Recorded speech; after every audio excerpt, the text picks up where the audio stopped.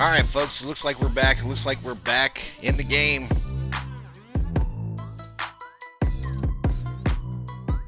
So we're still in this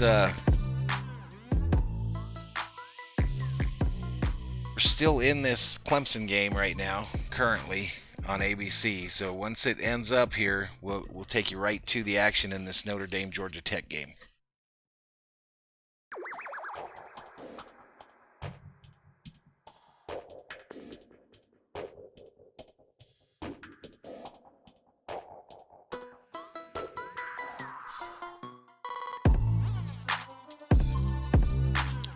Clemson game, they're reviewing a play right now. Let me make sure we got that up. Maybe we'll put that audio in for now until this thing gets started.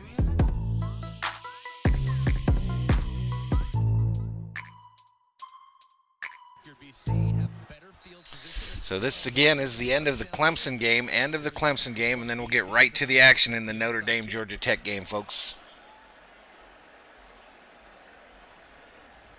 Jake's 2018 checks in, says, "What's up? What's up, dude?"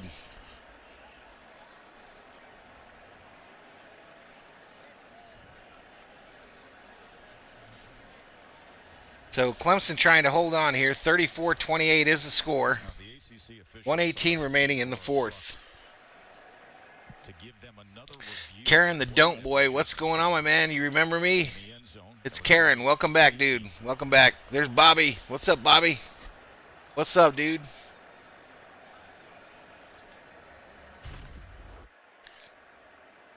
Had a little crash there. That's real smart to scream at or to tell a mod that his team's a cheater. Idiot. All right, so a little crash there to start this thing. We went through the pregame. Looks like we had some pretty good numbers there, and then while we were waiting to get into this game here, Bobby says, "Karen, cheat these." All right, so it looks like that Notre Dame Georgia Tech game has kicked off. So right above my head, you've got the scoreboard going on. And when ABC switches over to that game, I'll bring you the game audio in. Well, the bottom line is that the safety's in the books now. Like what John was saying, maybe they're looking to see if it was a fumble, was the ball exactly forward. Yeah, you could see it there. That was a short visit, huh, Bobby? Short visit for that fella. All right, Clemson kneeling down, so we should get right to the next game here pretty quick. Oh, by the way, these things are money. Hasbro Star Mix. Money.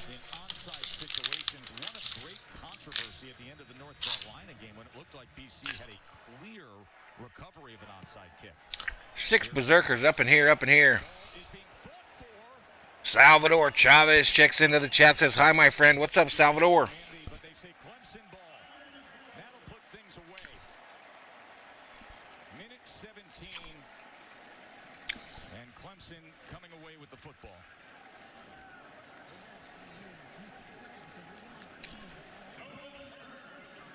How you been, Salvador? Did this game have everything? It had it all. I mean, missed extra points, confusing sequences with timeouts, a true freshman. Yeah, and he's got like 50 accounts too, right, Bobby? DJ Uyongalele has played remarkably well for a true freshman. His first start, throwing for nearly 350. I'm gonna turn off this TV just so it don't confuse me. And Clemson survived what was an excellent test in Boston College. It is going to be fascinating in the coming years to see where this BC program goes, because they are very, very different, aren't they? It's an exciting group to watch.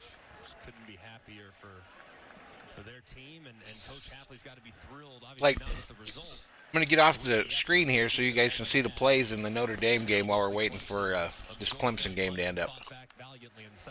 And now they've got to be willing to punch up in South Bend. Hashtag idiot. Next week, it is at Notre Dame. What a game that's going to be. So we know Notre Dame about to be in action here momentarily.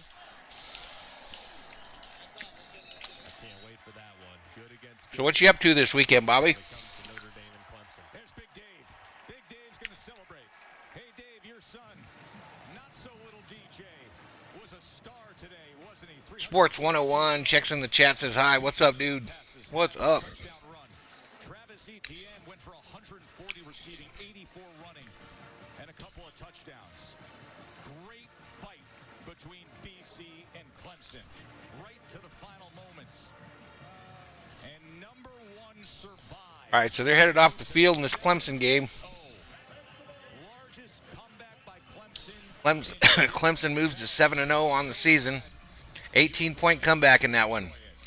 All right, so we'll mute that audio for a minute here. Shortly, that Notre Dame game should pop up for us. Bobby said chillin', not much. Chillin' this weekend. What time's your game tomorrow, dude?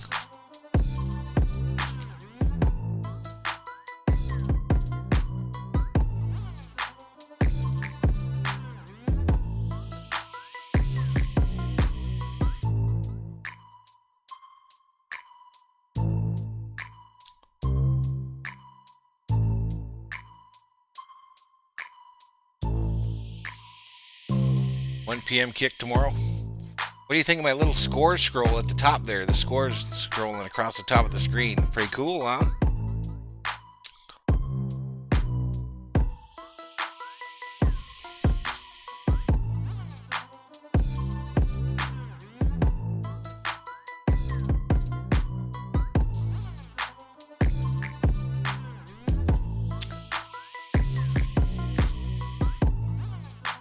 I figured out some new stuff. I can figure out all this stuff. I just can't figure out how to get my AdSense to work.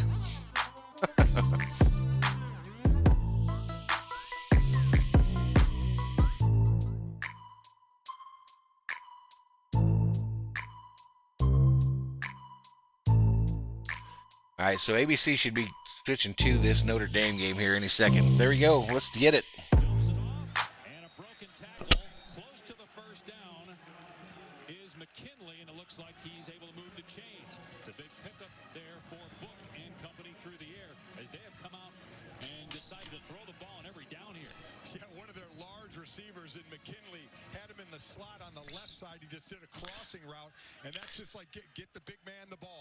I had 10 in here, Bobby, before my crash. And I still haven't figured out how to bring a scheduled stream alive. I tried it today by not bringing up OBS until I was in the control room, but that didn't make no difference either.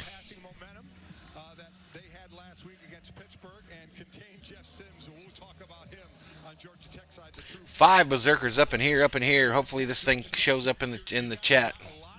Yeah, I don't know what it is, dude. No idea what the hell it is. That's what cost them last week against Boston College. Book to throw here on 2nd and 13, and it's caught into Georgia Tech territory to the 47-yard line is Brock Wright. All right, so the score here, 0-0, 10:22 remaining here in the first. Notre Dame 0, Georgia Tech 0. 3rd and 2 for Georgia Tech here. That's not a last choice. These tight ends are very, very prominent in this offense as your first and second choice at times. They'll certainly take their shots deep, but the tight end a monster part both in the run game and in the pass game. So a 5-minute drive to start the game. Try to keep the possession going. All right, Georgia Tech pushed forward for the first down. Behind that huge offensive line for Notre Dame, able to get the first down. All upperclassmen. The only junior is Jared Patterson. Yeah, maybe it is Streamlabs. Grad students, including the outstanding left tackle Liam Eichenberg, is making his 32nd career start. Yeah, starting this game, all 5 today, they combined now are at 137 starts. An incredible veteran group for a school. All right, so that's going to bring up a 1st and 10 for these Yellow Jackets. NFL linemen that they bring out. Everybody to the right side of the field, single back set. Turn it up. All right, bud. Big hole here off the right side for Kyron Williams. Inside the 25 and thrown out of bounds at the 24-yard line. Might actually be my computer volume. For Notre Dame offensively. Nice block by the right tackle. That's all I got, dude. 72. Just a nice pushing. Maybe it's in here that I need to fix it. Need to kind of constrict that hole Oh, there we go. to the outside. outside, gets a great push out, a great hole to run through, not even Is that better, dude? the third level. Gain of 19 on the play for Williams, who averages over 100 yards per game. Book off play action. Steps Gotcha. up to take off. Thanks, dude. And he gets clocked from behind at the 20-yard line by Jordan Dominic. But Book hops right to his feet, never afraid to run, has 13 career. I desperately need a third monitor, dude. Yeah, Georgia Tech does have 11 sacks this year, and it's one thing for the other side for Ian Book that Coach Kelly talked about and Tommy Reese, the offensive coordinator, and even Ian himself. I need to hang in the pocket a little more before I take off. He's dangerous with his legs, but he would like to make the play with his arm. He said he has to be more cognizant. All right, he's 2nd and 4. And try and make a play. Ball snapped, handoff, running left. Play on 2nd down and 4.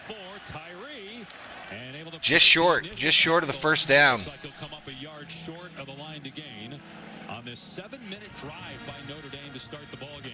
Boy, but I love seeing all those black shirts. He just messed that up. This is a Georgia Tech drive. Defense right there. Jeff Collins is known for his defense. Oh, no, my bad. And along with his defensive coordinator, Andrew Thacker, they love guys to the ball. You're going to have two 27-inch. Tommy Monahan checks in and says, good day, Jeff. Glad to catch a Notre Dame game. Now I need some beers. Me too. My wife's making me some chili. So far on this drive, Some chili and crackers. I might have a beer with that. Handoff. Notre Dame. First down. First down. Wanye Thomas, but a fresh set of downs here for the Irish. Trying to get to 6-0 before their showdown in South Bend with Clemson next Saturday. Well, we're seeing the balance here, and we've seen Notre Dame do this before, come out throwing the ball, actually throwing, then setting up the run, and what it does is it keeps the defense on their heels. And as we're going to talk about Georgia Tech more and the team that Jeff Collins is building just 2 years removed from a triple option team and a smaller size defense, a lot of young players out there. So 1st and goal from the 10. All right, here we go. Irish trying to cash in here on their first drive. Run to the left. 23. At the 8-yard line by Dropped at the 8. So a pickup of 2 on the play for Williams.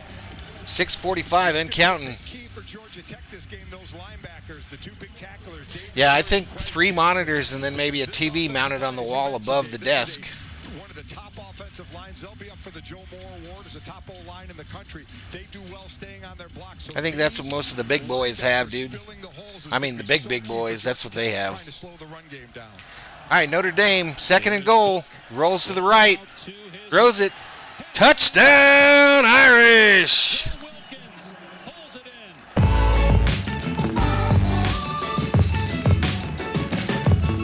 What a phenomenal drive to start the game for Notre Dame. It takes almost 9 minutes off. Notre Dame, 9 minutes, right down the field, and gets that touchdown. Just 4 catches on the year for Wilkins. That's his 5th and a big one for this 15-play opening drive for Notre Dame. And those 4 catches you mentioned. Yeah, they have to, dude. They have to, because you want to keep, especially if you're doing this audio thing, you need to have whatever you're watching the game on one monitor, because I'm trying to tab between the 2 of them. It's pretty difficult. Then you have one for your actual stream, and then one for the chat, you know.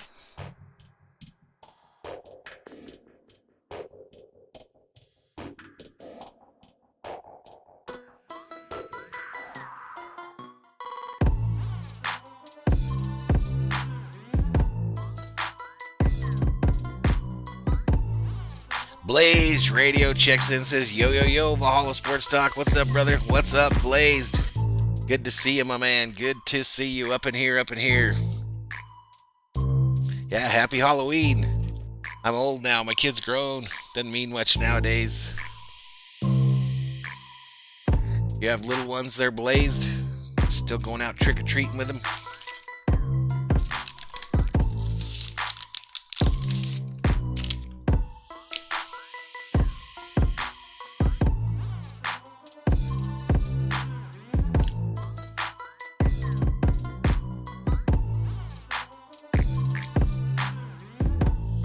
Blaze says, I ate all this candy myself. Yeah, we don't live anywhere now where We get like the trick-or-treaters. Back when the wife and I first got married, we lived in a neighborhood and we got all the kids from Mexico. And we'd get about 600 trick-or-treaters on a Halloween night. That was fun.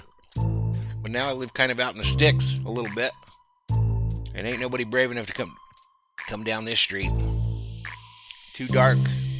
Too scary.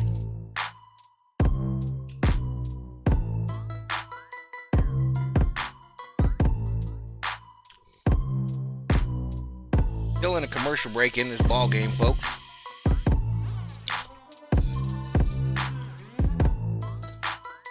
Blaze says he's going out on his own. He's dressing up as a kid with a kid on his shoulders and going out trick-or-treating himself. And then he said, just kidding. Bobby says, I can't wait to get my new setup running. The girlfriend said I was overruled about opening my Christmas presents and setup early. Gotcha, dude.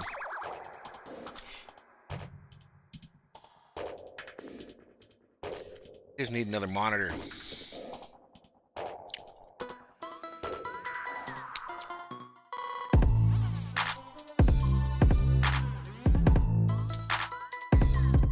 All right, still in a commercial break here in this Notre Dame game.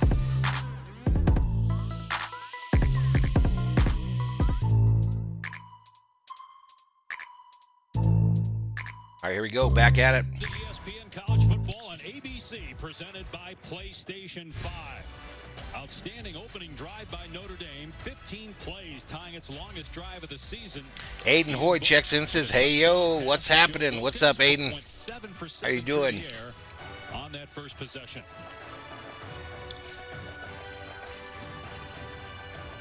There was an injured player for Georgia Tech, Charlie Thomas. And so they'll kick the extra point now with Jonathan Dorr. Almost 9 minutes. Yeah, they came real close, man. They came real close to beating Clemson. Clemson was down by 18. Aiden says, I'm good, mate. How are you? I'm doing good, dude. I'm doing good. A little Saturday afternoon college football here on the channel. The super big 85-inch Samsung QLED TV brings the game home. Sure, a TV this big makes Kid Series look. Oops, I got a commercial playing. Oops.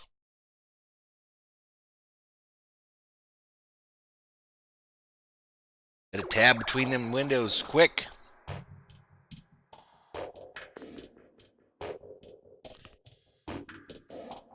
Tab through them windows, quick.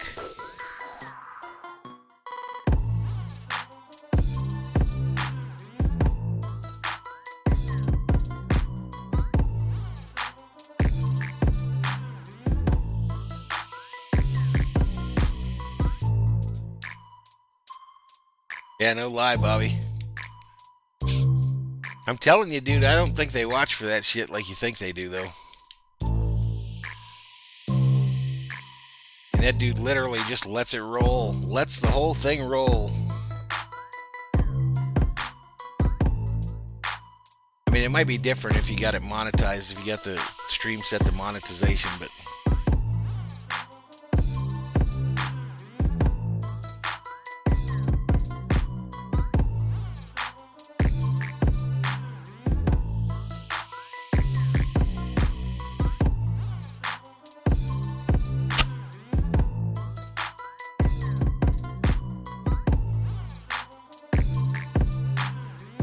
I'm going to try this. I think I'm going to move my Streamlabs over to this other side.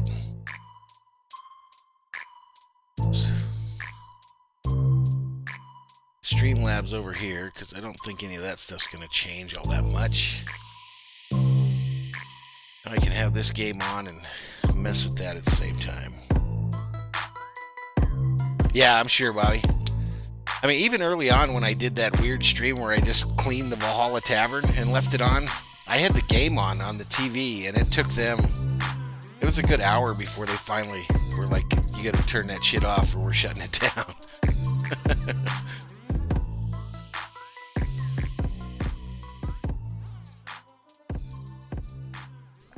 All right, still in a commercial one in this one, folks. Still in a commercial. 7 Berzerkers up in here, so I don't know if we're being found in the searcher at all. All right, back at the action, I think. Still thinking about it.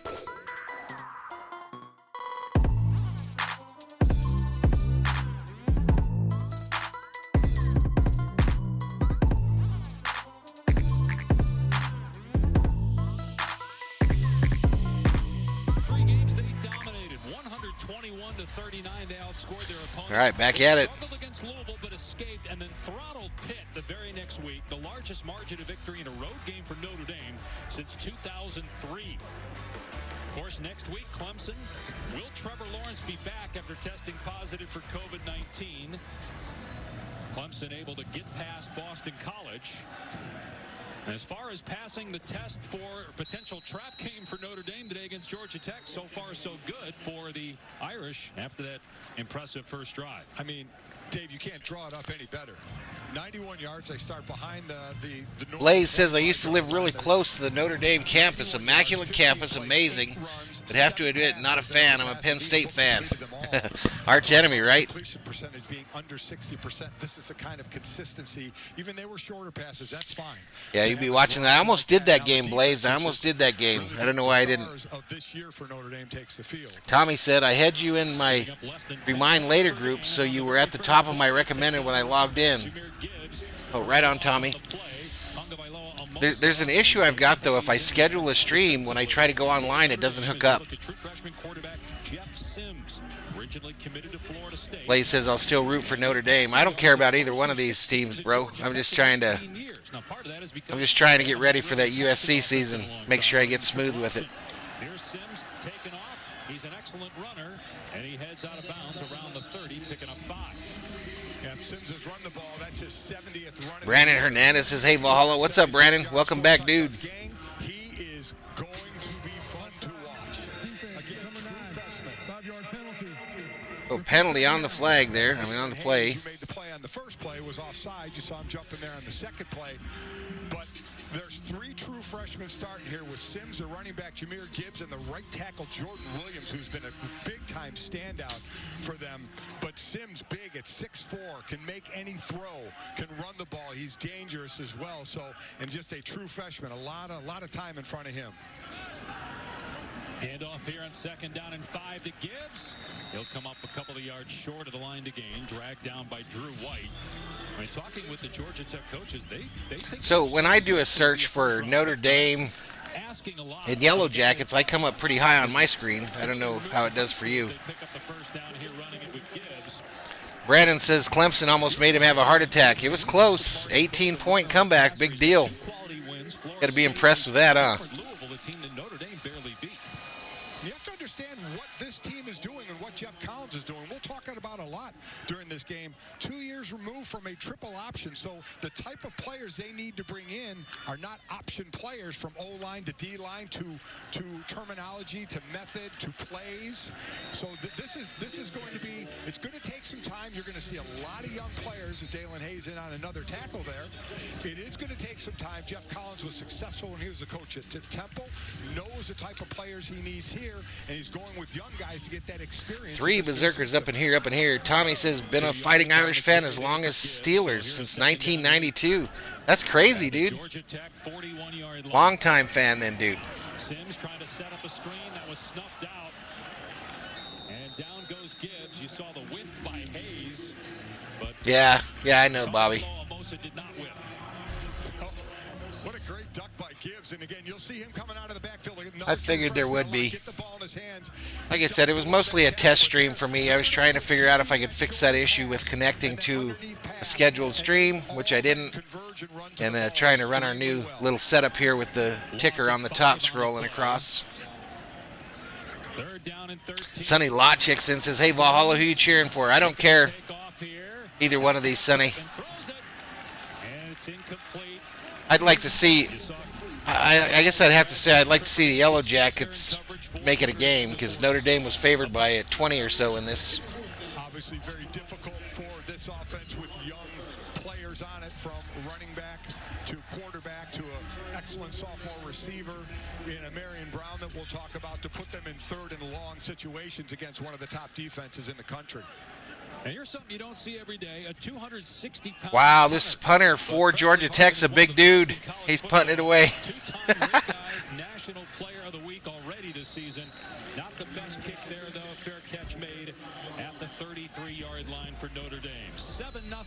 All right, so we're headed to a commercial.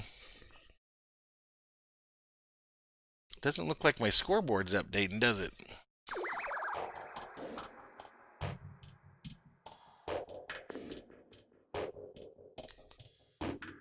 Got to figure that out too.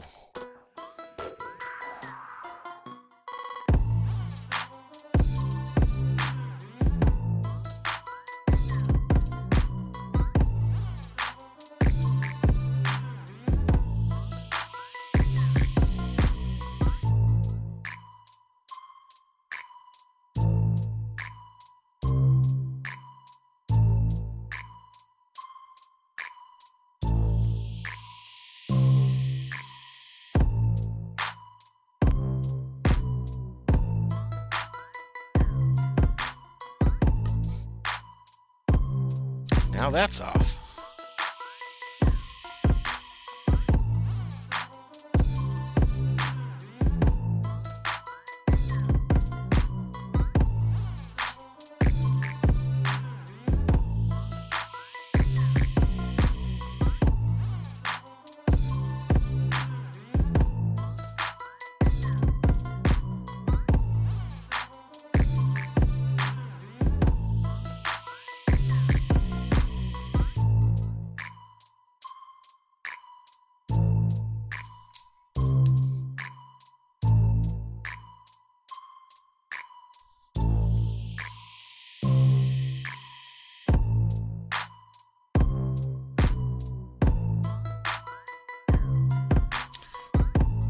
Four Berserkers up in here, up in here.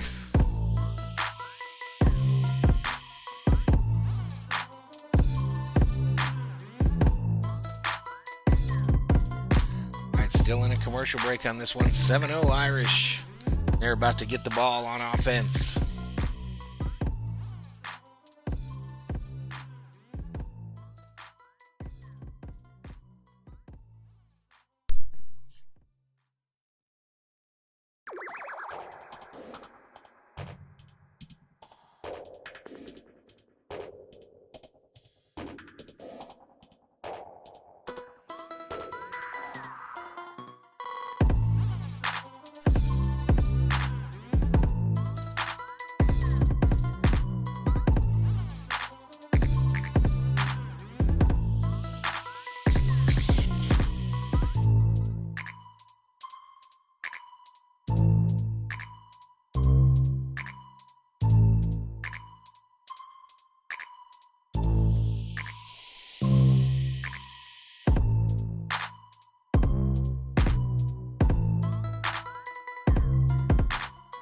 Wes Nixon checks in, says, Notre Dame, I used to be more of a fan, lived there, worked there, was super happy to leave there. Still game day in South Bend was rowdy. I imagine, Wes, I imagine.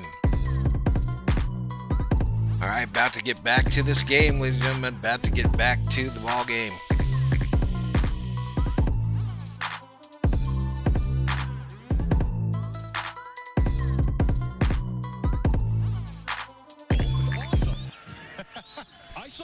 As Moses today. Yes, I was. No commandments, just candy. On first down, they run Flemister, and he picks run up to the left for about 4 or 5 yards. Georgia Tech commit who's from Williamson, Georgia, on the run. So you know it's just going to be a matter of time before they try and get that running game going after the first drive, where we saw 7 for 7 out of Ian Book. 4 to the wide receivers, 3 to the tight ends. And we'll get into it. The wide receivers, that kind of the new group, the top 3 receivers from last year, all gone. So he's got a new group he started out with this year. Run it here on second down and 5. Flemister stacked up after a pickup of 2.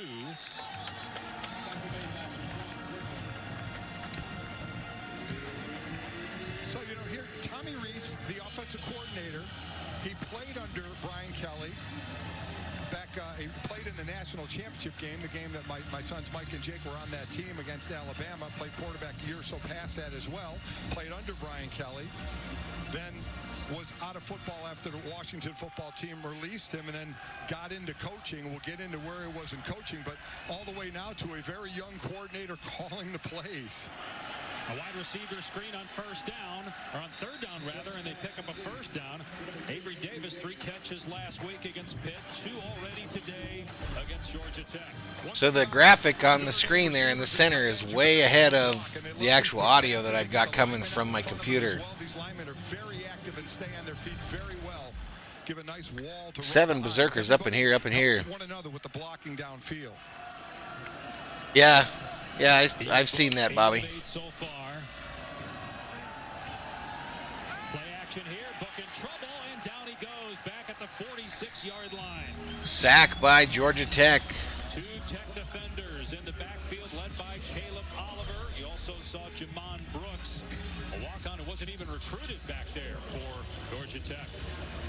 You look at Notre Dame has just given up 9 sacks this year. That now number 10, tight end Brock Wright, getting beat on the outside to force Ian Book to step up into the arms of the big guy. There you go, the big man. My son Mike always talks about that. If you're going to wear 0, he wants it to be a D tackle who's over 300 pounds. Meet 6'1", 305, Jamon Brooks. Book on 2nd and 14, flag down, ball is out. Turnover, flags on the play. Jordan Dominic with the recovery for Georgia Tech. Let's see what the flag's about, though. Fumble recovered by Georgia Tech. Personal foul. Illegal hands to the face. Georgia Tech. 15-yard penalty. Automatic first down. So this, Dave, is what we talk about. Jeff Collins laid out 6 plays last week that were worth in the area of 42 points. Wes says lots of drinking, people carrying giant wooden crosses through the streets, house parties, anti-abortion protesters protesting, pregame activities like foot races, tailgates. Sounds like a party. Yeah, you should see their punter, Bobby. The punter is huge. Kickoff return taken away by a penalty. They hurt themselves, and that's something that can't be done with a young crew, a crew that's an underdog in these games. You have to make plays for yourself, and here they try to do it, and it goes against them with that penalty. So the question is, was it an incomplete pass? Was the hand going forward? I think that's going to impact, I guess, ball placement here, whether it was a fumble, since it was a live ball foul, or whether the So there's kind of an issue here, Bobby. It looks like that center screen with the scoreboard on it. I've got that window active on one monitor, but it doesn't seem to be updating like it did last night. It just kind of gets stuck until you look at it, and then it updates. That ain't going to work. And it was a combination of penetration up the middle and low kicks. You know, as Jeff Collins says, I do like it because it has the stats for all the major players, especially for those fantasy football streams. But if it doesn't update on its own without me checking on it every 5 seconds, that's a problem. So this is something that's just going to have to come over time again with a young. Well, I don't think it's behind too much. It's usually ahead of my call or the audio. It's usually ahead of the audio, but it's not. It doesn't update unless I keep opening up that screen, bringing it out to the front, and then I can't see the chat. So. And he has to have these guys learn from these experiences. That's a problem. Final minute here of the opening quarter. First down of the Georgia Tech 30. Play fake for Book. Taking a shot here. And thrown over the head of Skowronek. But a big play. Like right now I'm looking at it, but I can't see what's going on with OBS, and I can't see the chat for the channel. With Ian Book at times he leaves plays on the field. That's what you have. Maybe if I brought the chat up on my phone. As you mentioned, with a couple of touchdowns, give him a chance. Give him a chance on a 50-50 ball to out-jump the defender, but you don't do it when you throw it out of bounds. Yeah, Trey Swilling there in coverage. Second down and 10. Another pass play here from Book. Unloads downfield, and the catch made at the 15. Javon McKinley, very active. 3 catches already here in the first half. He again is a crossing route. Wes says Notre Dame attracted well over 100,000 fans, not all with tickets. It was just a giant, huge party. For a Catholic school, you'd be hard-pressed to find more drunks in one place anywhere in America. Another I believe you, though. I believe you totally. Nobody parties like the Catholics. Exactly what the doctor ordered for this passing game that started to come out of its shell better last week against Pitt. 312 yards for Book in that win against Pitt. As they run the ball here on first down and get maybe a couple of yards. Good job of the point of attack by Georgia Tech defensively. But Notre Dame dominant on offense in that opening quarter. A near 9-minute long drive with Joe Wilkins paying it off. We might be headed to a commercial here, folks. Looking for more when we go to the second quarter. 7-zip Irish. All righty, headed to a commercial.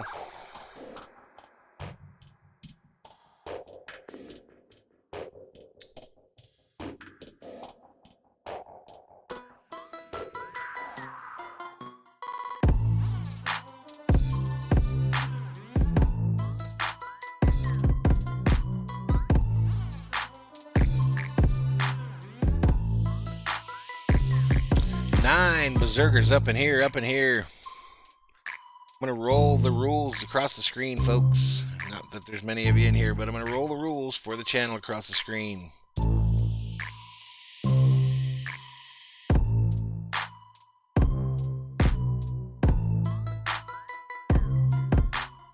Yeah, I love that song, dude. I put it on the Vikings ones, too.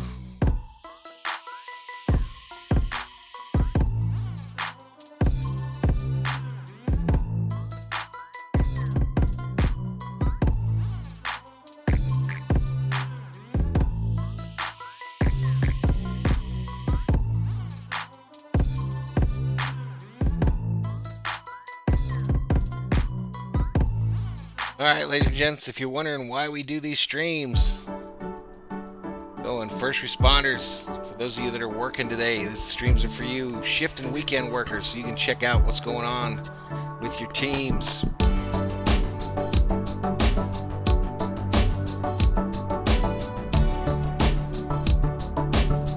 Brought to you by Valhalla Sports Talk, ladies and gentlemen. Braden Clark checks in and says, hey, Valhalla, what's up, Braden? How you doing, man? Little college football game of the week today here on Valhalla Sports Talk.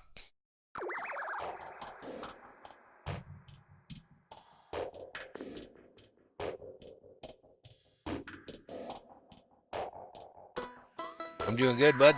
Doing good. Just chilling.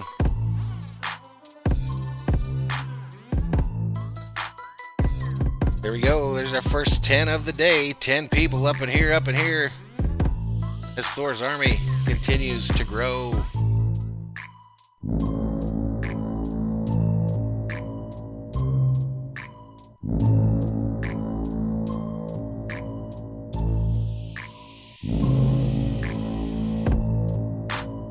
Julian checking back in. What's up, Julian?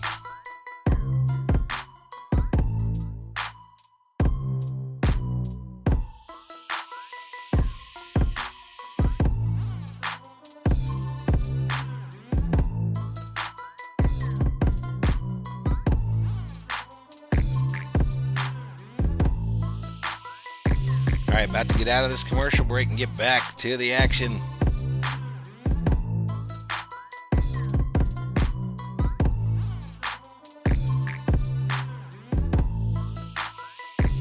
No, Braden, my name's Jeff. Jeff. That would be a cool first name, though.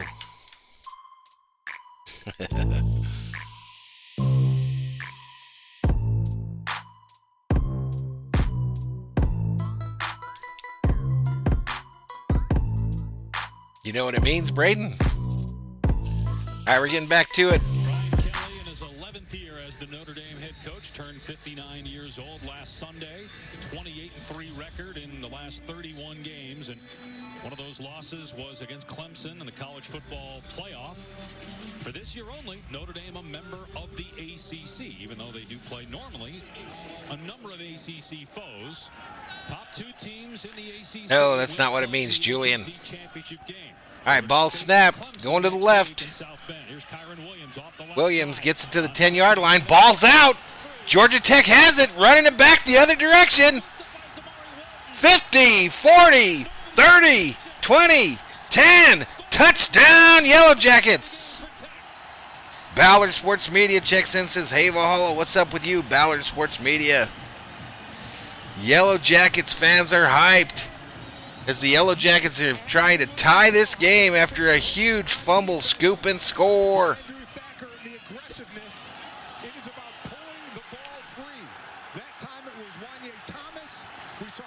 Huge fumble, scoop, and score. Almost 90 yards, I think. Going to try to tack on this extra point to make it a tie ball game.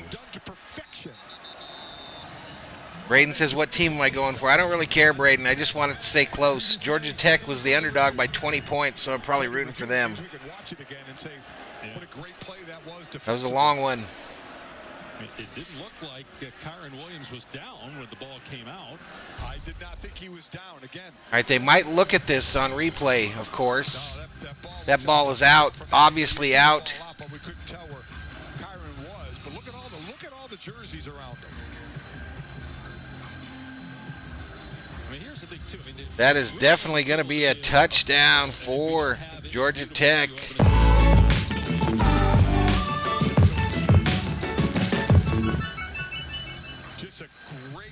Yeah, I'll be doing NBA games. It'll always be the Lakers, though, Julian. Always be the Lakers. 1, 2, 3 are there. He's trying. Williams is trying to drive for more yards, which is what a running back does. And Thomas doing exactly what he's coached. Rip that ball out. Notre Dame coming into this game was outscoring opponents in the second quarter 73-6. And Georgia Tech just matched it on that run back by Walton. We'll get the official number on how long of a return it was. But after further review, the ruling on the field stands. Touchdown. Ruling on the field stands, so as we did already. Touchdown.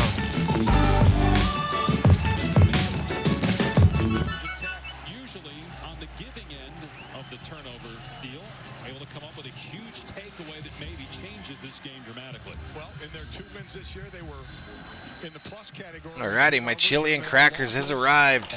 Up in here, up in here. Thank you so much, sweetie. Thank you so much. Extra point is up and good. 93-yard fumble return for a touchdown point after is good. Here tied at 7. Zamari Walton with the run back. And an injured Georgia Tech player. Let's go to the studio. Dave, this All right. update is brought to you by Studio update of the games. Spencer Sanders and Oklahoma State knocking What's on good? the Can I get a door napkin? with Tylan Wallace right there. Oklahoma State Hello, takes the Thornelius. home for 7-0 over Texas. And how about this? 3 touchdown underdogs. Michigan. Oh, State snap. fell Michigan beat Michigan State, or Michigan State beat Michigan. Back to you. Unbelievable. Kevin, that's big when you consider they lost to Rutgers last week to bounce back and beat their rivals, Michigan, today. So injured Georgia Tech player Kenny Cooper, offensive lineman, down for the Yellow Jackets. All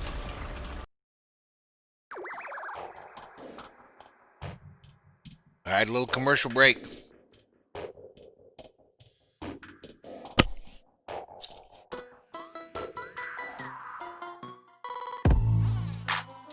"11 Berserkers up in here, up in here." Yes, Thor's army continues to grow.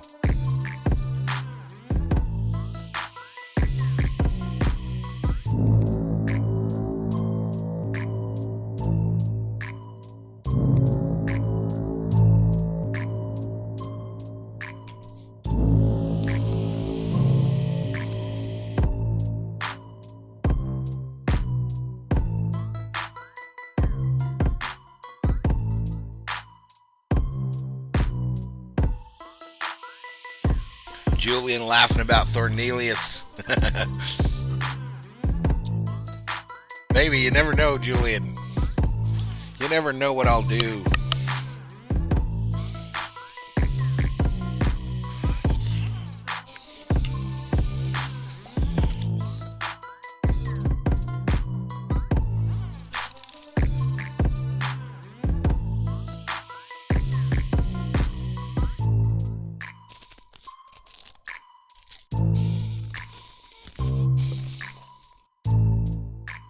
crackers with my chili. Sorry for the noise.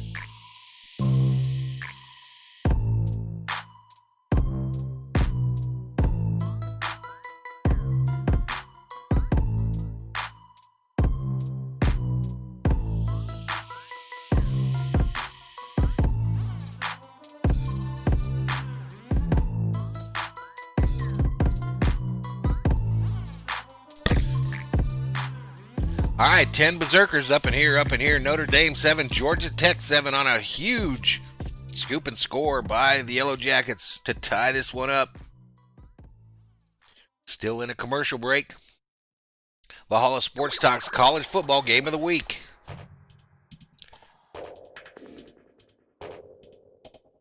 Tommy says, I know Michigan fans, nice people, but don't take losing well at all, especially to state. Yeah, that's like Vikings-Packers. Some games you just gotta win, even if you're having a crappy season.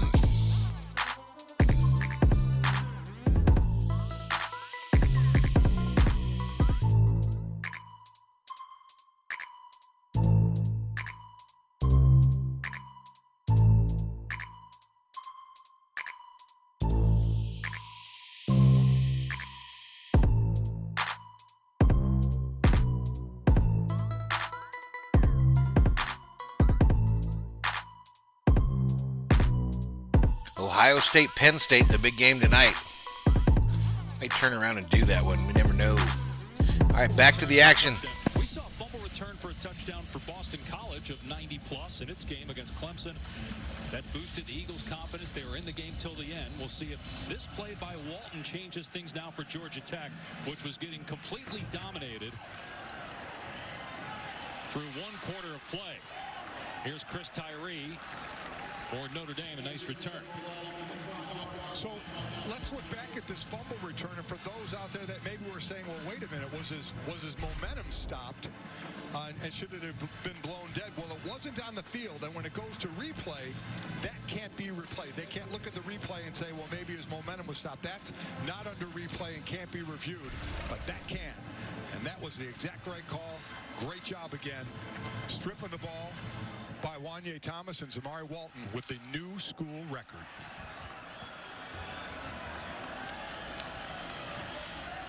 Kyron Williams back in the game here, and it's a jet sweep pitch, and Jordan Dominic is not fooled, throwing Avery Davis down to the ground for a loss. We've already called his name a couple of times, Jordan Dominic, not getting fooled on the jet sweep. Again, not being blocked at all and getting upfield. Taking away any chance to get to the corner quickly, making the runner retreat south of North. You never know, Julian. There could be stand-up touchdowns. So a 5-yard setback, second down and 15 for the Irish. Book in trouble, almost runs into Kyron Williams. Now takes off of the sideline. Got a lot of running room. Out of bounds around the 30, so he picks up close to 10 on that play. They'll be in a third and manageable situation here. And a tie ball game early in the second quarter in Atlanta. Obviously, Notre Dame, which had the long first drive, would like to maintain that clock control. Georgia Tech would love to force a punt here. And Ian Book, so one thing we talk about, maybe an inconsistent passing game at times, but he does that so well with his legs to put them in manageable situations. Notre Dame perfect so far on third down. 22-year-old quarterback. California grad student, 25-3 as a starter, as the Irish quarterback has an open man here. It's Davis for a first down. There is a penalty flag in the secondary, though, at the 46-yard line. While we see what the flag is, we always talk about an offensive line when you talk about protecting the quarterback. Face mask, number 3, defense, 15-yard penalty from end of the run, automatic first down. Again, that's well, Trey Swilling with the face mask penalty, tack on 15 more for Notre Dame. Again, you know, we saw something good happen to Georgia Tech, but too many of these type of plays. This was already a completed pass. It was going to be a big gain.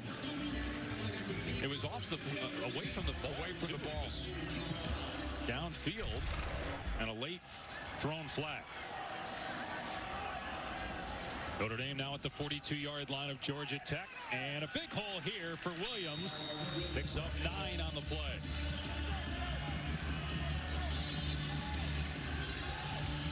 It's the old reliable for Notre Dame, just running behind one of the better O-lines in the country.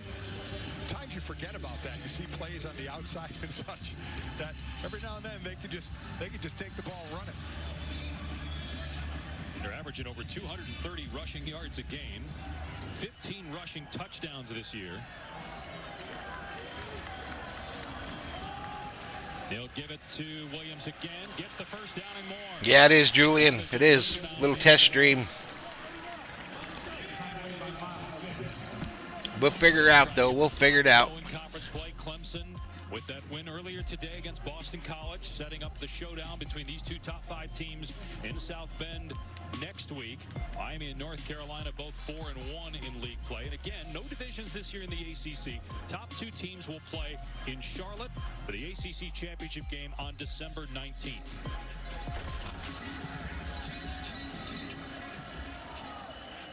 Gain of 11 on Williams on that last play. And here comes I was actually there, Julian. I've lost like 30 in the last 2 days. lowers the boom on the defender at the 5-yard line. It'll be first and goal for the Irish. Leading the way there, Tommy Trimble, 11 starts in his career. And again, multiple tight ends they use. Look at him out front, sustaining that block. Yeah, there'll be some folks that drop off, you know. That opens it up for a running back who was already so free and not getting touched anyway. Nice stable of running backs for Notre Dame, including that youngster right there, the true freshman. Right, you got Tyree, Williams, Flemister. They have Jafar Armstrong, but Brian Kelly told us we may see him more at receiver this week. That's actually what he was recruited for, as a receiver. Then moved to running back, now going to play some receiver. First and goal from the Georgia Tech 2-yard line. And they just plow straight ahead, and it's an easy touchdown. Touchdown for the Irish. You're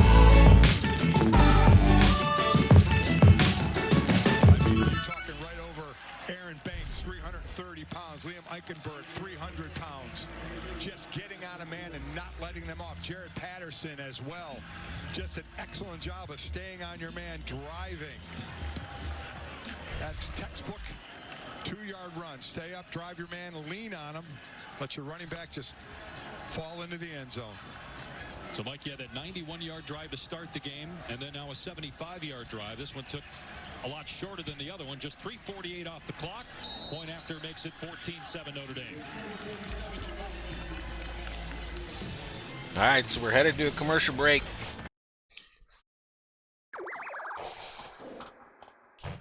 Headed to a commercial break. 14-7 Irish.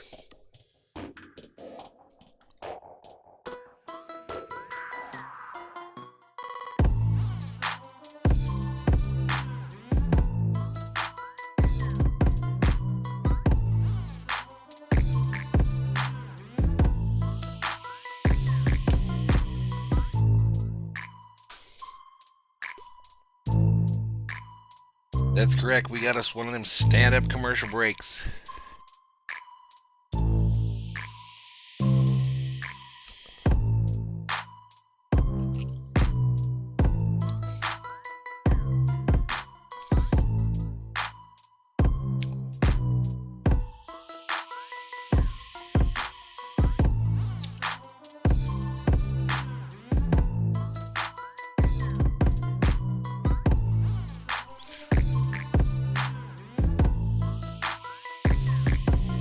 Oh, 11 Berzerkers up in here. College football game of the week here on Valhalla Sports Talk. Little test stream in preparation for them USC Trojans. Just a few days taking on those Arizona State Sun Devils.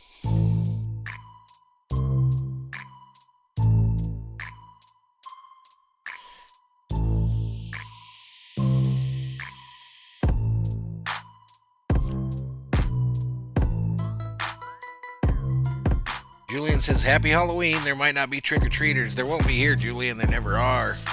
It's way too dark where I live. I'm out in the sticks, out in the country a little bit.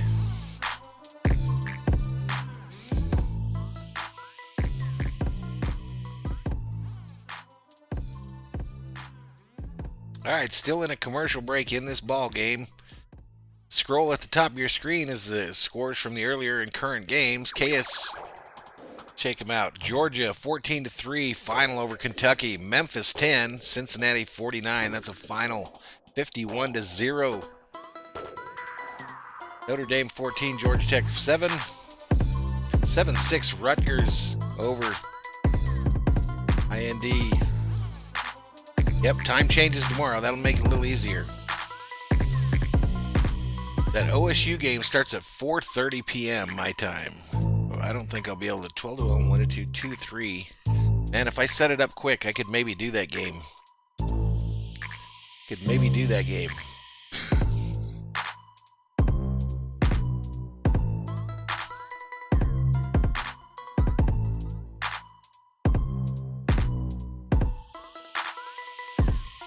All right, we're about to get back at it, folks.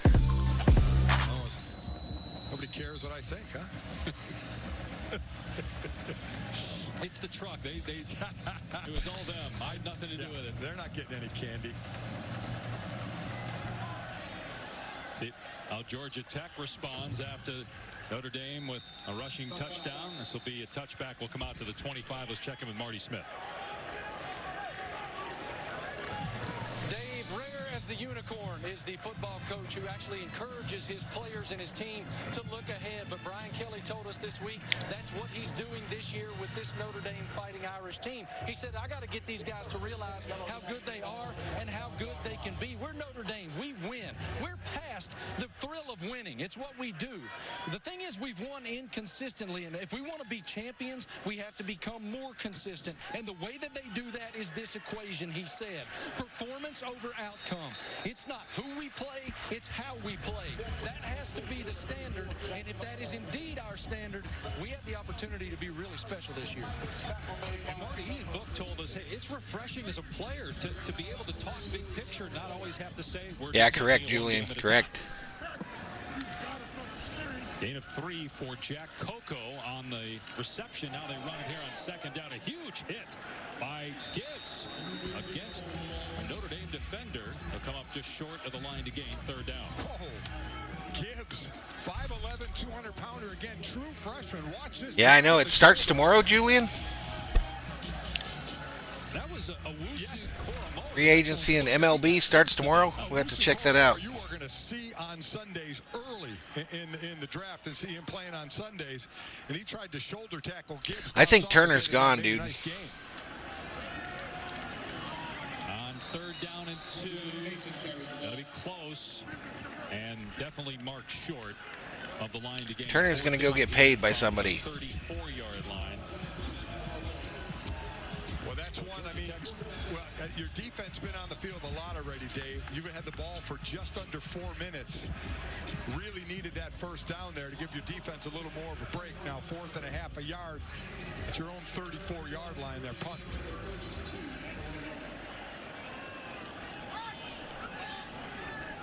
Matt Salerno is deep for Notre Dame here. All right, so Georgia Tech going to punt this thing away. That punter for Georgia Tech's a big old dude. All right, he fields it cleanly, and it's down. It's 25-yard line. Let's check in with Kevin Nagandi. Dave, let's go back to A studio update real quick. Up 7-0. Texas responds. Keontae Ingram. We're tied up at 7 apiece, and this is about under 6 minutes to go in the first quarter. Oklahoma State, Dave, that only team undefeated in the Big 12. No, that defense, the way they're playing this year, very aggressive. We had them, I know it was against Kansas, but still, they played complete game. 10 Berzerkers up in here, A little quiet stream today. A game that was postponed and then made up. Here it's 14-7 Notre Dame. The lone Julian says he doesn't think Turner's going to leave. I guess we're going to see, man. Dumping it underneath. And it's a first down catch for Tommy Tremble, one of those other tight ends. Tremble, coaches think might be faster than Michael Mayer, who gets a lot of the accolades, but Tremble able to move the chains there. Don't forget our ABC Prime game, Ohio State, Penn State, following us here on ABC. We're looking forward to that matchup. Still, Penn State's stinging over that loss last week to Indiana. All right, so Notre Dame going to take over here out of the gate. It's going to pretty much at about the 35. Handoff. Oh, fake handoff, and throws it into the ground. Didn't like the play. Attempted screen there. Wes says he thinks that Turner's going to sign a one-year deal with the Dodgers. Going back to what Marty was saying about Brian Kelly, what are your thoughts on kind of looking big picture, not always saying we're just going to focus on the opponent this week, but we're going to talk about Clemson. We're going to talk about winning an ACC championship, a national championship. Julian says he could go back to the Mets. They might want to make some noise with the new ownership group. They might want to make some noise. By Georgia Tech's front. Third down. I think one of the first things, Dave, is first you have a very veteran team that can handle things like that, and second, we're in the day and age where you can't hide these things. You go back to the Stone Ages when I played. I mean, the sports was local sports for their minute and a half. ESPN was only a few years old. There wasn't a lot of national talk about games where they tried to keep it in-house. Here, all these guys see it on social media, articles everywhere. Everybody knows it's coming. So Brian Kelly is basically saying, okay, you know it's coming, but understand we need to play better against the Georgia Techs and other teams of the world, play better here and do better to prepare ourselves for the big games. Flag down here. Book on third down and 10, just going to keep it, and gets wrapped up at the line of scrimmage by Curry and Jackson. It'll be fourth down unless it's Michigan lost. Yeah, I think this is going to be holding on Notre Dame. It'll be declined, be fourth down. Notre Dame is going to punt. So Wes says, I don't think once you've had the California COVID, the New York COVID doesn't cut it. I don't know. We're going to see. All right, here we go. Probably about to go to a commercial break here. I do understand what Brian Kelly is doing by saying, guys, we all know it's there, but understand the meaning of that game is significantly less if you don't take care of business now. Much to what we were talking about earlier that Marty was mentioning, that, it's about performance over outcome. You have to play better consistently. Notre Dame wants to be with the top teams in the country. Those top teams consistently play. Indiana beating Rutgers 17-6 or 6-7. Notre Dame needs to do that against all their opponents. Not I missed that one. Have a big game because they have struggled against top opponents. All right, ball punted by Notre Dame. Fielded at the 30.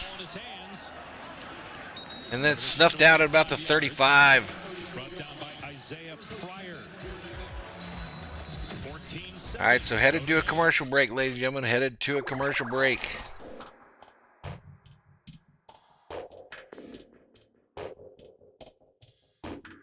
Julian says we almost traded Gratterall. I'm glad we didn't. Me too. 11 Berzerkers up in here, ladies and gentlemen.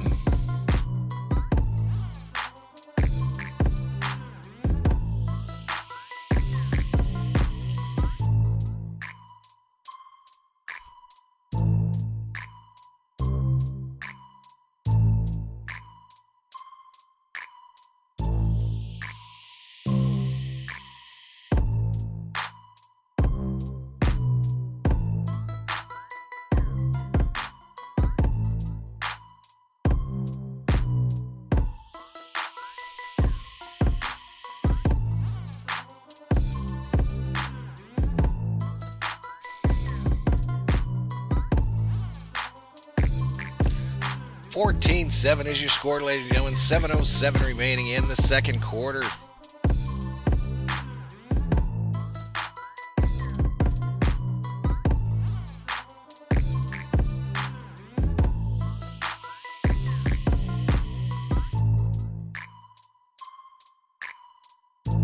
And a commercial break in this one.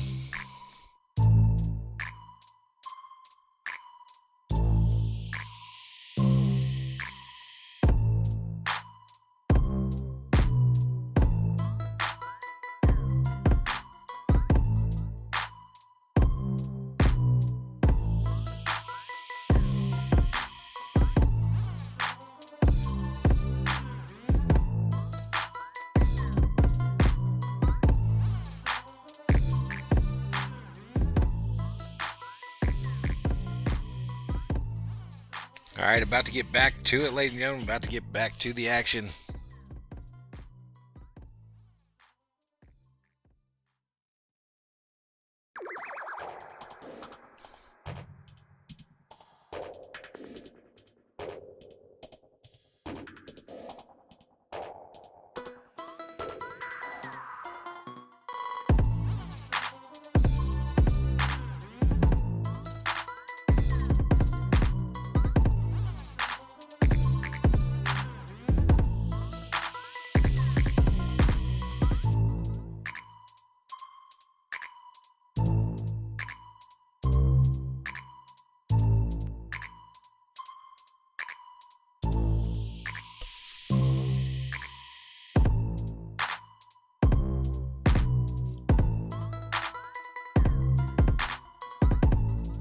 Children's Healthcare of Atlanta. As Sims dumps it off here on first down. Penalty marker is down. So is Amari Brown. After a gain of about 8, and he's shaken up. It's like Notre Penalties Dame. on Notre Dame. Yeah, they lined up off sides as Brown is slow to get up.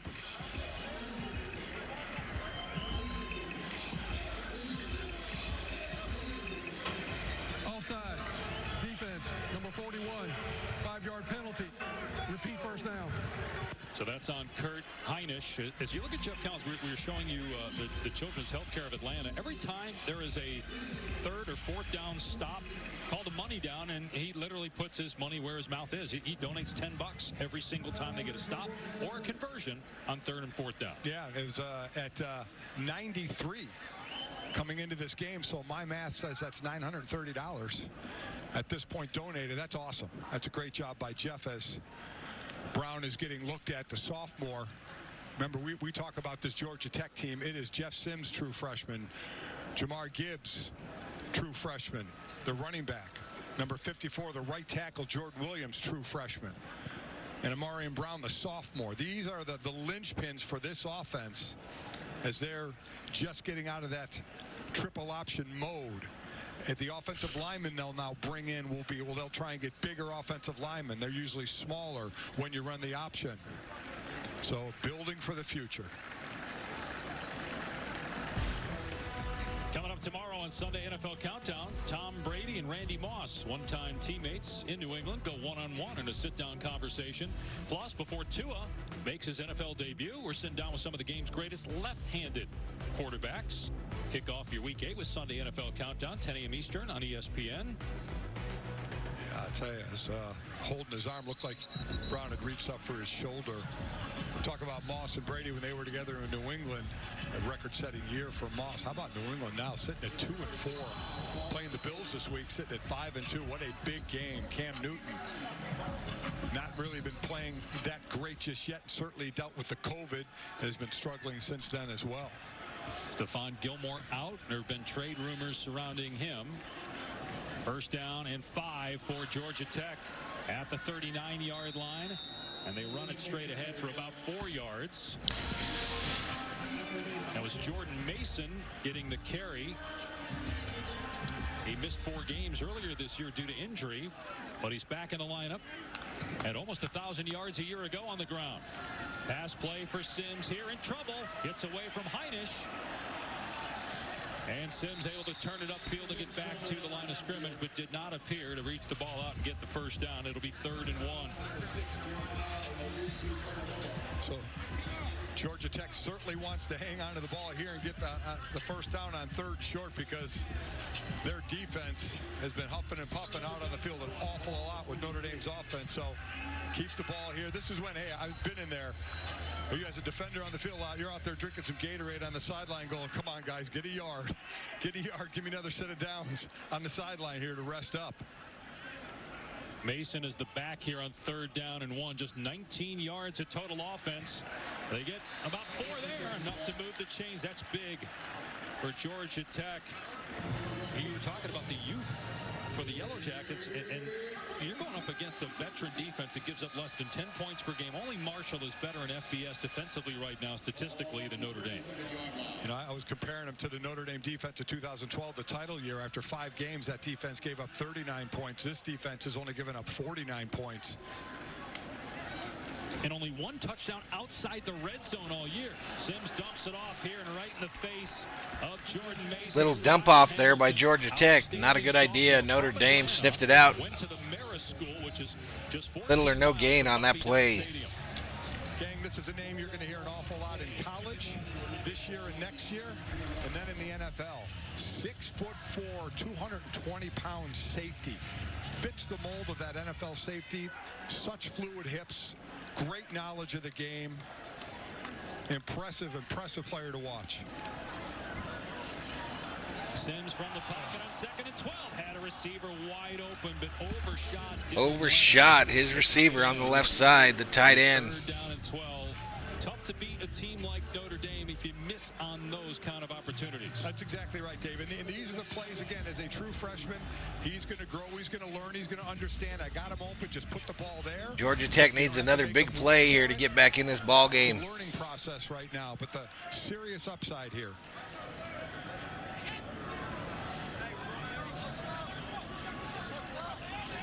Brings up a 3rd and 12, 3rd and long. Quarterback in the shotgun. Sims, two-time ACC Rookie of the Week. First time Georgia Tech has had a player win that award twice since Calvin Johnson did it 4 times. Ball snap. 2004. Got a crosser. Hits the crosser, but it's going to be short by about 3. Territory by Jalen Camp. He landed on a defender, so he's only a couple of yards short of the line to gain here. 4th down. What do you do? Oh, have to go for it. I don't think there's any doubt. I would be stunned. I think they'll be going for this. 27, Jordan Mason in the game. He is there, and we saw him get the last first down on 3rd and 1. He's their downhill runner at 6'1", 218 pounds. So I'm sure it made it either a handoff to him or a play action to him and a quick pass. Tommy says the stream booted me, but was switched in last week's Viking broadcast. Was in the other room. Maybe it dropped, Tommy. It might have dropped for a little while. Sorry. Trying to figure this whole thing out. All right, headed to a commercial.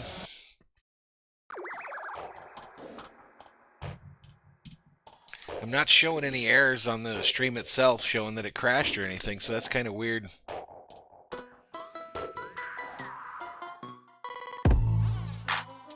Just working out the kinks, Tommy, for that USC game next week against the Sun Devils.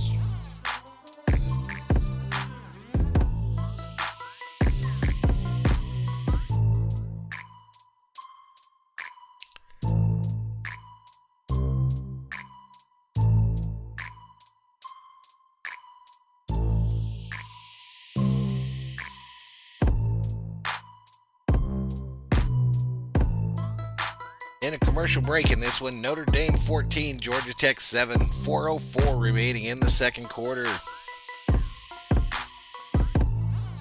Notre Dame, of course, favored by over 20 points in this game. Favored by over 20.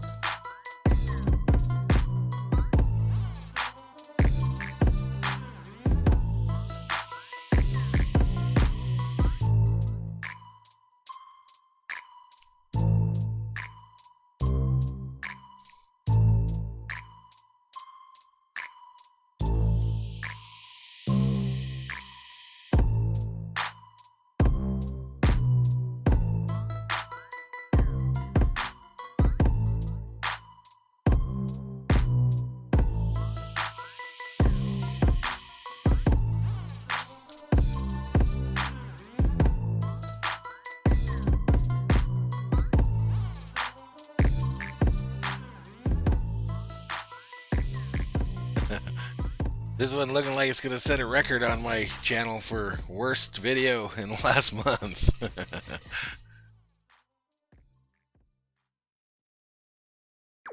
Still in a commercial break in this one. Still in a commercial break. 7 Berzerkers up in here. Up in here.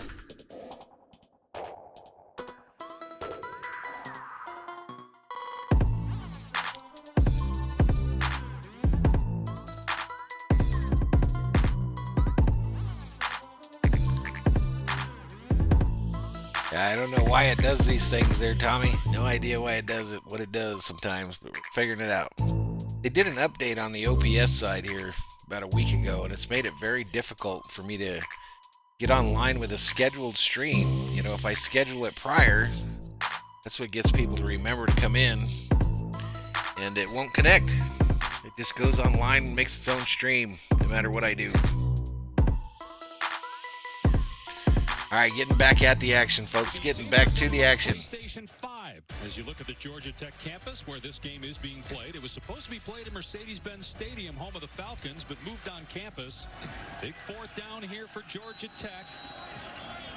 Gibbs is in the game now on 4th down and 2. Notre Dame 50% on 4th down defensively. They don't get it. They don't get it. Hamilton was in the backfield immediately and takes down Gibbs for a loss. Well, we just talked about Kyle Hamilton and what he is able to do. Blitz coming off the top right here, just going to make the play. Nothing fancy in the backfield at all. Going up, Notbuck goes underneath the block. As you see, that Quinney pulling out to try and hook him, but he was quick enough to get underneath the block. Quinney out too far and letting the defender come underneath before he could hook him to give him the edge. It's just smart play on Hamilton's part. Take advantage of your speed and quickness over an offensive lineman. No sense in taking him on. Just go underneath him. Notre Dame going to run Chris Tyree here on 1st down. And he's down to the 43 for about 6. You know, going back to that 4th down play, you talked about the speed, Mike, and would you say this is a faster defense for Notre Dame we've seen, and you're trying to run that play to the perimeter against a guy like Hamilton out there? This is one of the biggest differences I've seen in this Notre Dame defense over the years is speed. They've lacked that, would get burned on bigger plays or by faster teams, and they have the speed that can stay with teams now as well. I thought possibly it would be Gibbs out in the backfield. He catches the ball very well out of the backfield. Thought they were going to go down that road. Big hole here on 2nd down for Tyree. Inside the 30-yard line for the true freshman. Over 100 yards against Florida State this year. In a win for Notre Dame, he averages over 6 yards a pop. Talk about the tight ends again on the blocks. Watch them just staying on their men. 2 tight ends there. There's one Brock, right? Look at just staying on their guy. They do such a nice job, the linemen and the tight ends are leaning it. And Brock Wright is more of a blocking tight end. Just 2 catches on the year. Excellent job. Pressure here from Georgia Tech off the edge. Book going for Tyree. And made the catch at the 22-yard line. That's amazing. You look at the stats. Georgia Tech has 25 yards. Notre Dame has 225. Yet it's only a 7-point game, and Georgia Tech just had the ball in Notre Dame territory before turning it over on downs. And that's exactly the message Jeff Collins, I'm sure, is going to tell his players. You're 1 play away. Look at the 1 play we had that got us here. We're 1 play away. We're a good drive away. If they can keep them out of the end zone on this drive or hopefully without a field goal either. Remember, Georgia Tech has 2 wins. They were in the plus category in turnovers like they are right now. So the last play was ruled incomplete. One official had it as a catch, but overturned incomplete. They go empty on 2nd down and 10. Book takes off inside the 20, and Book gets the 1st down close to the 15-yard line. So again, this is where Book is so smart in seeing coverage. He'll see man coverage all down behind him. So when he sees that, in the middle opens up. It's man free. It's only the safety that's free, and that's the first guy that gets to him because everybody else is in man coverage. They're locked in on their receiver. Ian Book knows that, sees that. He has all the space in the world, and he can be very dangerous with his legs like he was there. From the Georgia Tech 14, nearing 2 minutes to go here till halftime. Book in trouble. Backs up after eluding pressure and throws it away.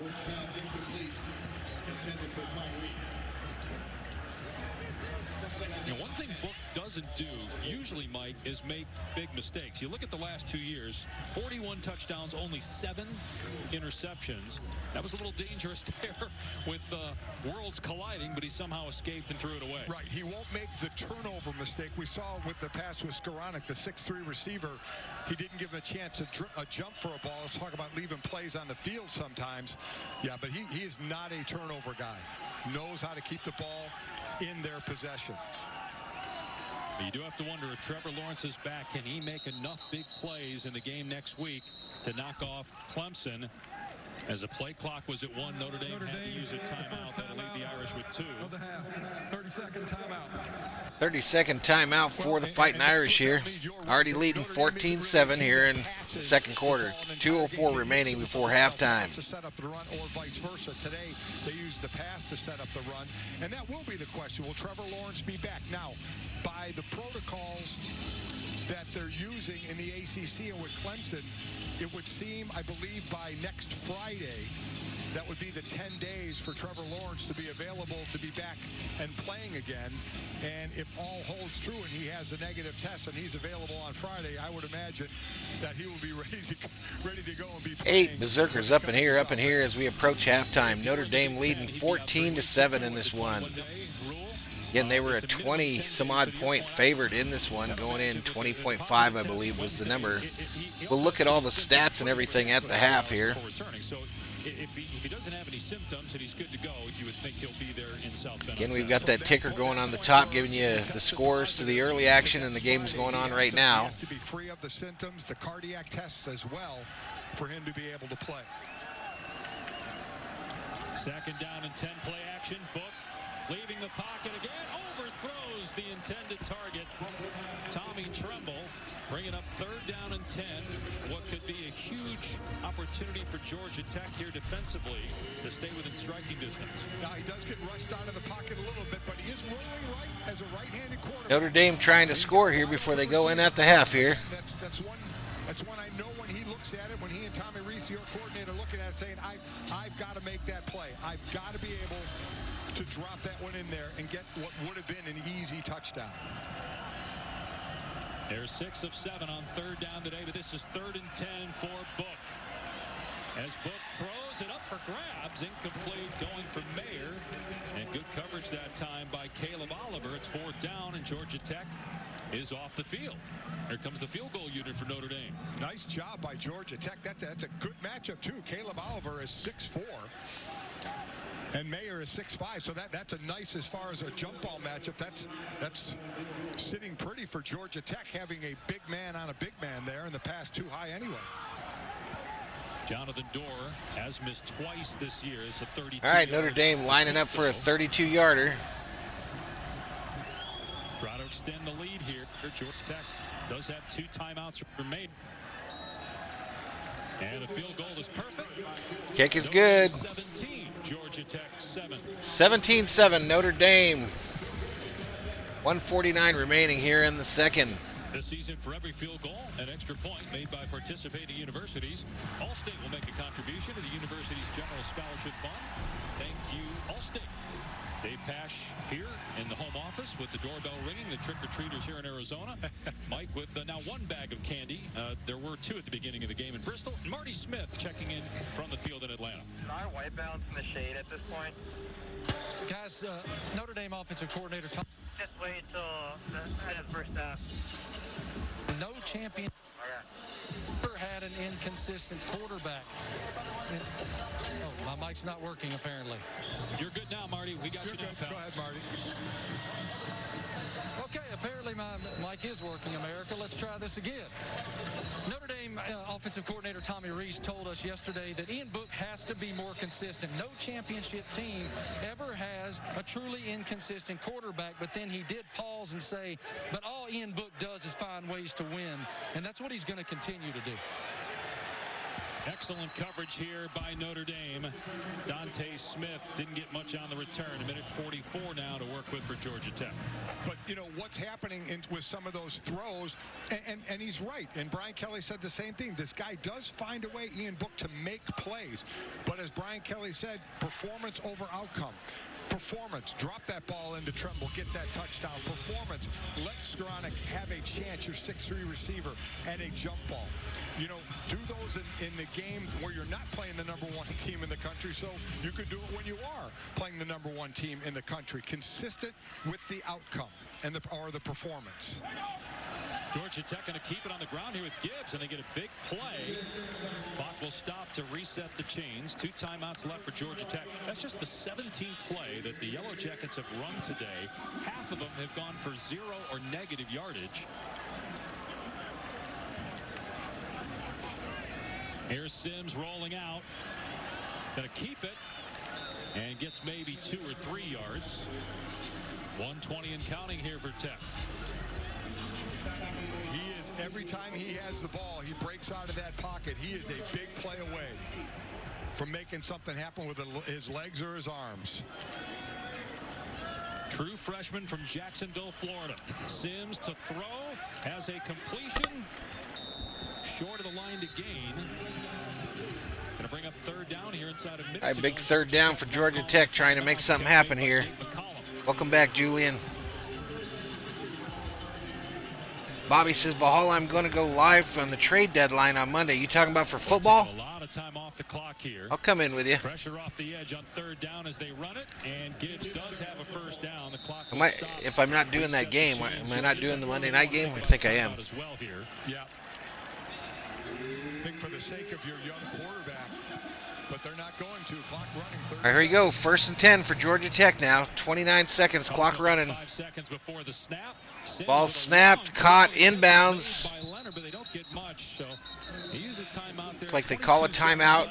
22 seconds left. 20 or 25 yards to get within field goal range, but keep in mind their field goal kickers are combined 1 for 5 with 4 blocks. Yeah, you're waiting for the shot. What time is the trade deadline on Monday, Bobby? Really not giving you that. Don't play off a bit. I appreciate it, dude. Not really a concern right now. You're not going to bring any defenders up. So Notre Dame will play back and say, we're going to give you everything you want underneath. And we'll just I was thinking the other day that I'm going to do like these fantasy football streams. I should stay away from the Thursday night game because that's usually a crappy game anyway. And I should probably either try to do the Sunday night or the Monday. But then I know that New England has a lot of stuff going on in those primetime games, so I've told you I won't do a New England game. We'll play it by ear, Bobby. I'll let you know. For the true freshman, Sims dumps it off, but it's incomplete. Ezard couldn't hang on. 19 seconds to go in the half. Third down. In all honesty, it's better that he dropped that ball. They would have had to use No, I might do some Cowboy games. I think I have one scheduled, as a matter of fact. You still have the entire field open. First down will stop the clock. You can get a kill play if you want, or you can use your timeout. They have to try. You have to take a shot, take it downfield. 10 Berserkers up in here, up in here. But you have to get to that mid-level a little bit here if you're going to try and give yourself any kind of a chance. All right, so bringing up a 3rd and 6. A 3rd and 6 for Georgia Tech. 19 seconds left. 17-7 is your score. Ball handed off. They're just going in at the half. Takes them down. So now you let the half just end. It's 4th down. Do you call a timeout here if you're Notre Dame to force a decision by Georgia Tech? Georgia Tech takes another timeout. Bobby says he's going to make the Monday night games mods and members. Yeah, I wish I could get to the point where I get that member thing going. I'm sure while Jeff wants to give something a shot here, doesn't want anything crazy to happen because they do have the ball in the second half. But Monday night's kind of a big one for the fantasy football side of things, I think. Either Sunday night or Monday night. Might be able to draw some attention to those. The first down, so the 3rd and 6 must have been incorrect because now we're being told that it is a first down. So 1st and 10 at the 39-yard line of Georgia Tech. So you still have the chance to use the entire field, though you need to get the first down, or if it's before that, you need to get out of bounds. If you get the first down, you're able to stop the clock and get a kill before one more play. And again, 1 for 5. I don't know, Julian. I guess they turn it on whenever they want to. I'm not sure when they give me the ability to offer memberships. Got to get something to the perimeter here. 3-man rush for Notre Dame. Sims steps up and takes off. Got to get out of bounds. He doesn't. And there's no way they'll be able to get up there and spike it in time. That's going to end the first half. If they didn't give it to me with the success of the Dodger streams, I think it might be a while before I see them. Ian Book very sharp for Notre Dame. 17-7 Irish at halftime. All right, so we're headed to the half, folks. We're headed to the half. Irish lead 17-7. 17-7.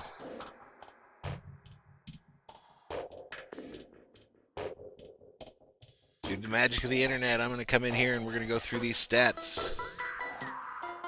Alrighty, folks, let's take a look at the game leaders in this one. Ian Book, 99 yards passing, 1 touchdown, no interception for the Irish. Kay Williams, 9 rushes for 54 yards and a touch. Ian Book, 6 rushes for 31 yards, no touchdowns. On the receiving side for the Fighting Irish, 4 for 29 is A. Davis. Jay McKinley, 3 for 28. M. Mayer, 2 for 12, and T. Tremble, 1 for 11. Take a look at these Yellow Jackets. For the Yellow Jackets, you got Jay Sims, 15 yards, no touchdowns, no interceptions. Gibbs, 10 rushes, 33 yards. Sims, 3 rushes, 9 yards. And then McCallum, 1 for 5.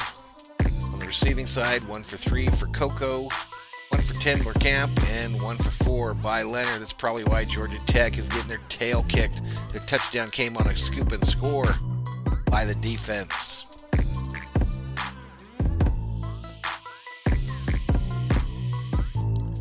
Bobby says it's kind of a crapshoot on when you get it, Julian. YouTube basically reviews your channel and how it's growing to make a judgment from there. And Julian says, Valhalla, when was the last time you wore the Dodger cap? Yesterday, I had a Dodger cap on. All right, let's take a look at the Yahoo Sportsbook. Yahoo Sportsbook, right? Full game money line bet now up to minus 33.34.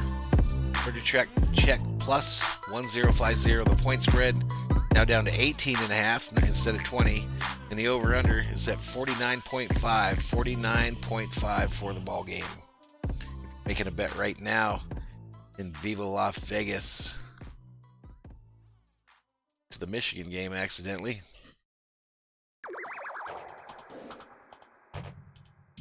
Scroll down here a little bit. Take a look at the scoring plays. The scoring plays in the first half of this one. First quarter, Notre Dame breaks the game open. Ian Book passes to Joe Wilkins to the right for an 8-yard touchdown with a made extra point. That makes it 7-0 Irish. In the second quarter, scoring gets started out with that scoop and score. 93-yard scoop and score touchdown by the Georgia Tech defense to even up the score at 7-7. And Notre Dame, at the 11:41 marks, Kieran Williams rushed up the middle for a 2-yard touchdown with an extra point made, 14-7. And then the last one was Notre Dame kicked that 32-yard field goal here in the second quarter at the 1:59 mark to make it 17-7.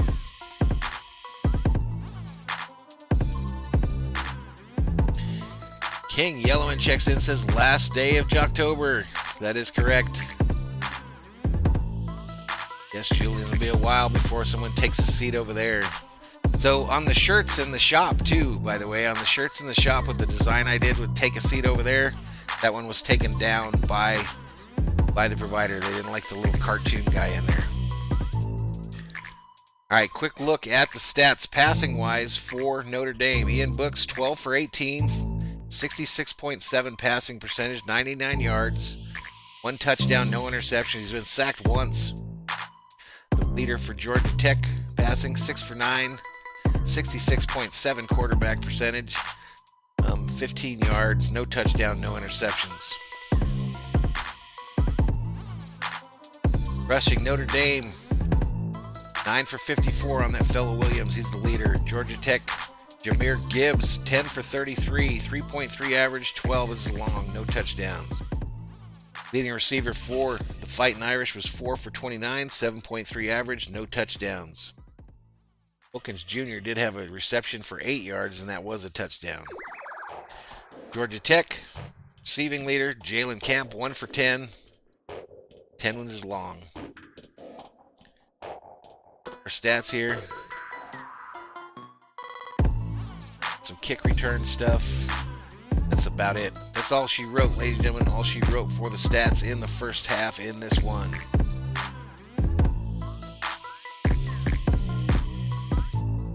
Six Berserkers up in here, up in here.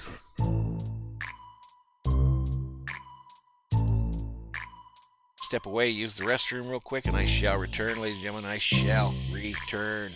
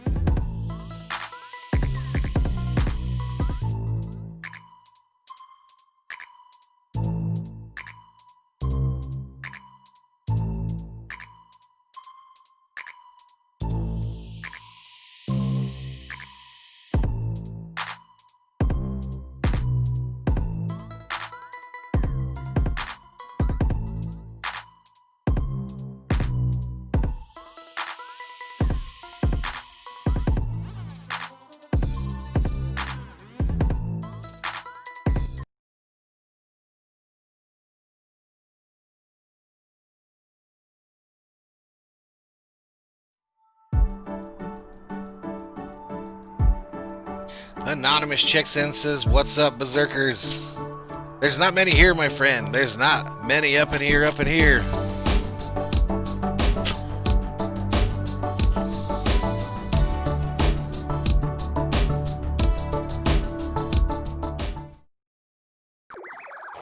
Okay, we're in the half, folks. Notre Dame 14, Yellow Jackets 7. That's the wrong score.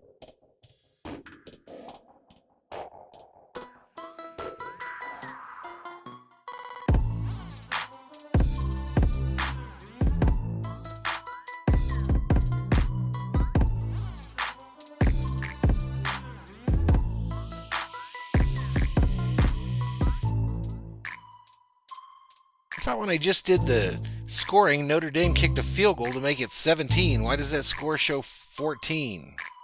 Come on, Yahoo.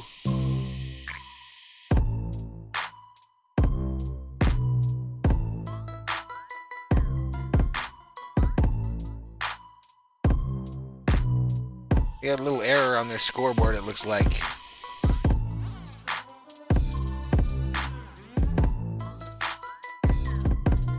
Anonymous says this game is okay. Notre Dame should win easy. They were favored by 20.5, I believe.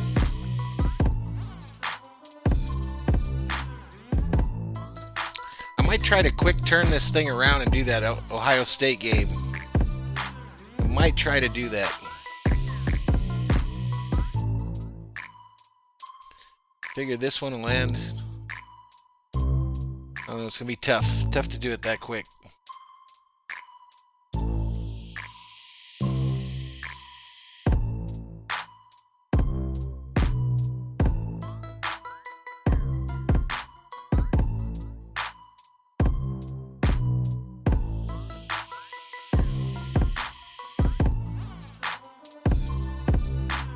Seven Berserkers up in here, ladies and gentlemen. Valhalla Sports Talk's College Football Game of the Week.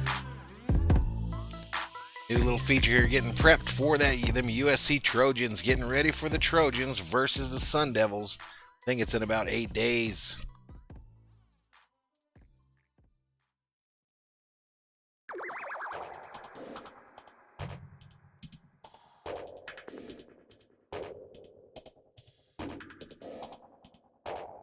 Still in the halftime show here, folks. Still in the halftime show.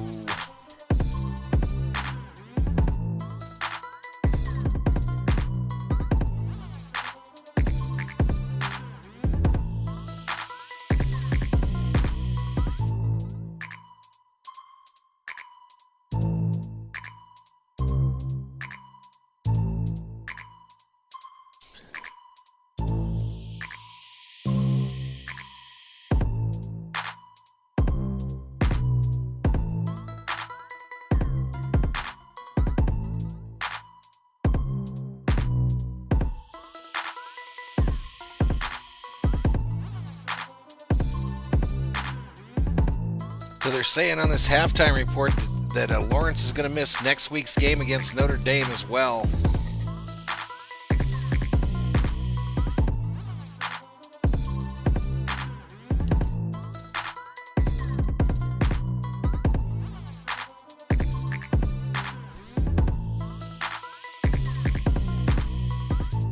Anonymous says that the Heisman's now wide open for Justin Fields. That's correct. It opens it up. I don't know, though. A lot of football left after he gets back, if he gets back, right?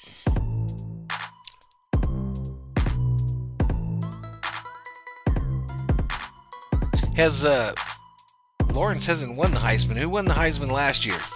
Who won the Heisman last year? It was Burrow, right? So Burrow got it, so Lawrence hasn't got him a Heisman yet. Might be another decision there for him. He's talking about possibly staying at Clemson. Doesn't want none of that jet smoke. None of that jet smoke, he said.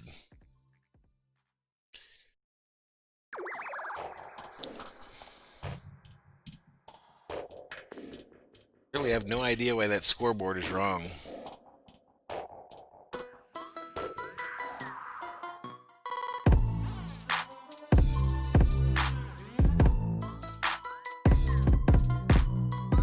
Yeah, there are some good matchups tomorrow, Tommy.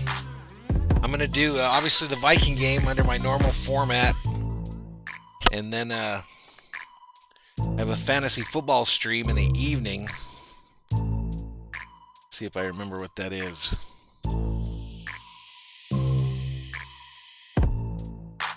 Yeah, the evening I'm doing that Cowboy-Eagle game.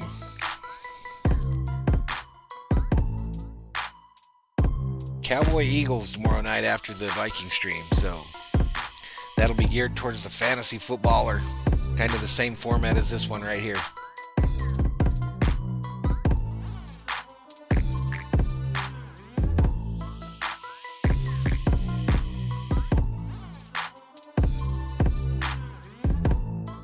Still in halftime.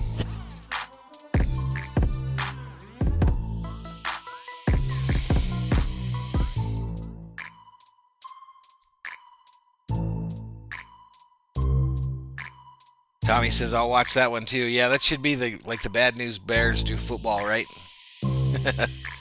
Should be like the Bad News Bears do football. But I'm just trying to hook the fantasy footballers for that deal. We'll be doing a lot of, in the center screen here, we'll be doing a lot of looking at stats, fantasy football stats and the like, so.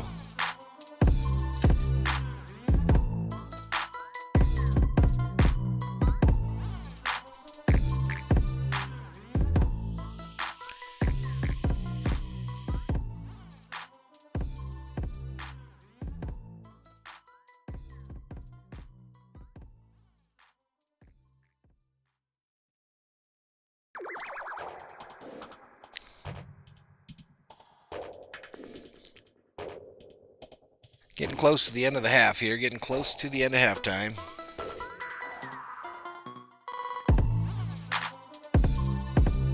Right on, Tommy. Appreciate it, dude. Thanks for the support.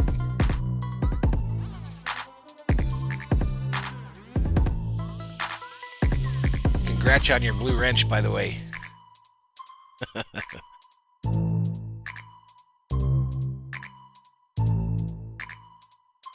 So now we got folks with blue wrenches from Canada. Oh, Canada. And we got people with blue wrenches from England.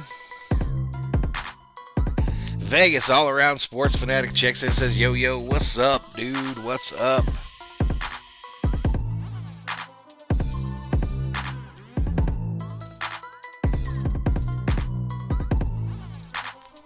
Let's take a look, see if this game's coming back yet. They're getting close to returning to action. Of course, they still haven't updated that score. I don't know why.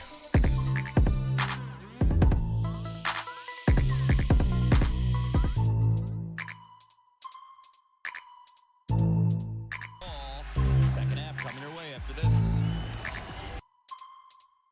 It's one more commercial and they should get back to it.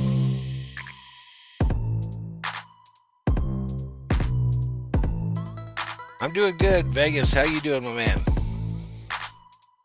Saturday in the USA. Daylight savings time tonight. Daylight savings time hits. That'll be cool. Give us a little. We don't switch here in Arizona. We keep our clocks the same. But that means the game will be on about an hour later. About an hour later.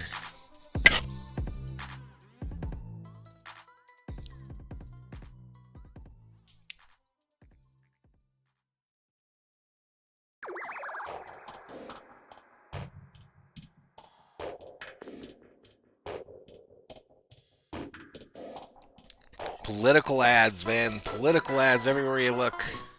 I think it's time for this to be over.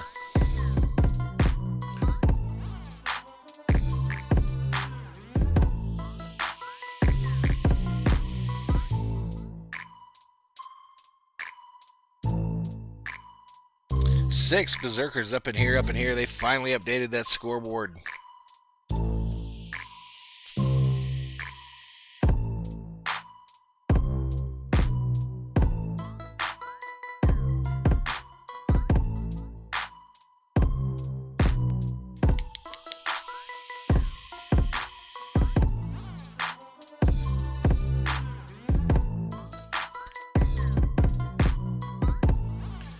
So Clemson gets away, gets that win, 34-28 against BC. West Virginia spanked Kansas State University. Iowa 52. Iowa State 52. Kansas 22. Michigan State comes back to beat Michigan 27-24. When is Harbaugh's job in jeopardy? That's the question. University of Georgia 14-3 was the final in that one against Kentucky. 49-10 Cincinnati over Memphis.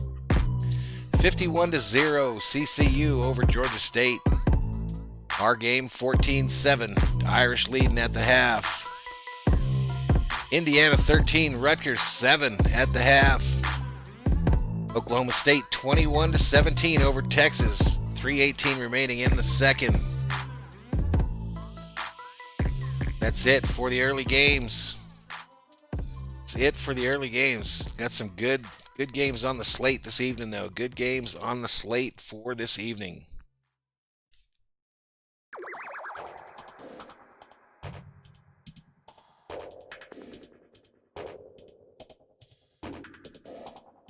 Tommy says even in Eastern Canada we're not immune to the election ads. You get the U.S. election ads up there, Tommy?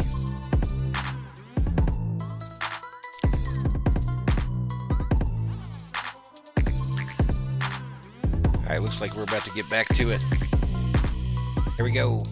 Number 4 Notre Dame, which plays and hosts Clemson, who will be without Trevor Lawrence, we were just told, from Dabo Sweeney. I am going off camera. South Bend, leading Georgia Tech by 10. Time now for our Pacific Life game summary. Well, this has been all Notre Dame except for one play, which we'll get to for Georgia Tech. But for Notre Dame, Ian Book having himself a game, 12 of 19, 99 yards. This touchdown pass to Joe Wilkins. It's a feed thing. Yards, but very effective. The defense doing what they've done all. I think everybody's pretty much made up their minds at this point. It's time just to count them. Here's the one play. The strip, the fumble. Time to just count them. New Georgia Tech fumble return for a touchdown record to keep Georgia Tech within shouting distance. They get the ball first in the second half. Very important drive.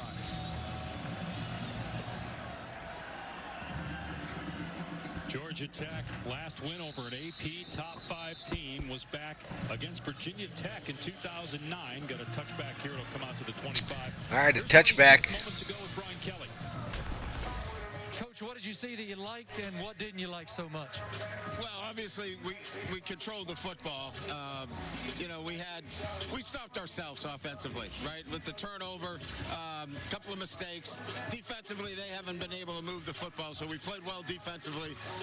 I just think there's another level we have to play at. It's 17-7 at the half. This will be a big series here. We got to stop them on this first series, get the football and score, and take control of the football game. How close do you believe you guys are to that next level you need to reach?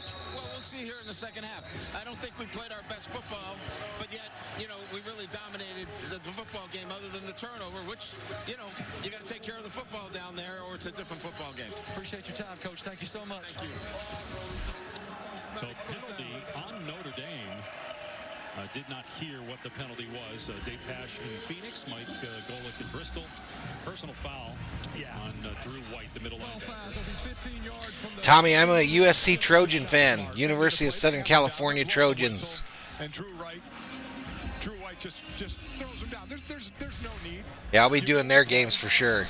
And, these are the little mistakes, the things that Brian Kelly is talking about. They're dominating this game, but these couple of mistakes, a few on offense, defensively, we really haven't seen any until that big mental mistake right there. You have a young that'll be for the Trojan fans by a Trojans fan. So that'll be a whole new outlay that's already done, ready to go for that ASU game. Certainly is capable. Very electric, has made some big plays this year. Play action here for Sims, and the pass is incomplete, trying to hit Malachi Carter across the middle. Tariq Bracy on the coverage there for Notre Dame. As I said earlier, they'll give them the swing passes, they'll give them the quick slants, and they'll just break on them. Excellent break, excellent timing by Bracy right there. 2nd and 10, not great manageable. All right, bringing up a 2nd and 10 for Georgia Tech here. Quarterback in the shotgun. Running backs to his right and left. Throwing it deep. Oh, did he catch it? Yes, he did. Caught. Camp the receiver on the play. Sims is certainly capable, and they get a huge play here out of the young quarterback. That's their first shot down the field. Nick McLeod on the coverage. And this is one of the things we talked about with Sims. Yeah, I'm about the same, Tommy. I really love my football as well. Boy, you get a glimpse of that arm right there. And now 30. you make a big play.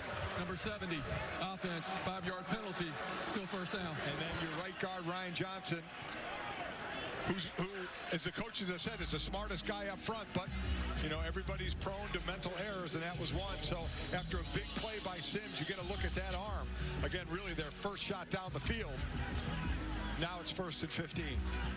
Right, 39 yards on the So pass. 1st and 15 now after the penalty. Prior to that play, but 1st and 15 after the penalty.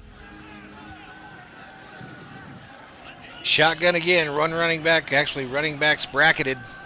Fake handoff. Ball's loose. And Notre Dame recovers it. Turnover on the play. Notre Dame first down. Dalen Hayes chopped it out of the hands of Jeff Sims. Again, this is on the true freshman right tackle, Jordan Williams, that we have talked about. He's just going to beat him on a flat outside rush and just get the hit. Excellent job on Rushing from the side. Very little effort put by the guard. Just let him run past him. And then watch the ball. The turnover there as Georgia Tech finally got a little bit of momentum going. And now it's gone. We had it. Now it's gone. Now it's gone. So Notre Dame takes over at about the 35. Shotgun. Handoff. Runs to the left. Notre Dame going right to left on your TV screen. Short gain. In case you're just tuning in and haven't been paying attention to Twitter, according to multiple reports, Dabo Sweeney has said that Trevor Lawrence is out for next week's game at Notre Dame. We knew it was going to be a big game anyway, but with the way Boston College hung in there against Clemson today with DJ Uiagalelei at quarterback, even though he threw the ball for almost 350 yards, it certainly makes next Saturday even more intriguing, especially if Notre Dame can hang on here. Run to the left, gain of about 8. Hit delivered by the running back, Kyron Williams, on the perimeter after a gain of close to 8. And I still think even with Trevor out next week, Dave, the way it's going to go is after the game next week, you'll have a winner, you'll have a loser. If both teams go on to win the rest of their games, they would most likely meet in the ACC championship game, and then the winner there is probably going to be in great position, certainly to be in the playoffs, maybe both, depending on how the games go. We'll see. All right, here we go. 3rd and 3 for the Irish. 2 wide receivers right. All snap. He's going to run for it. 50.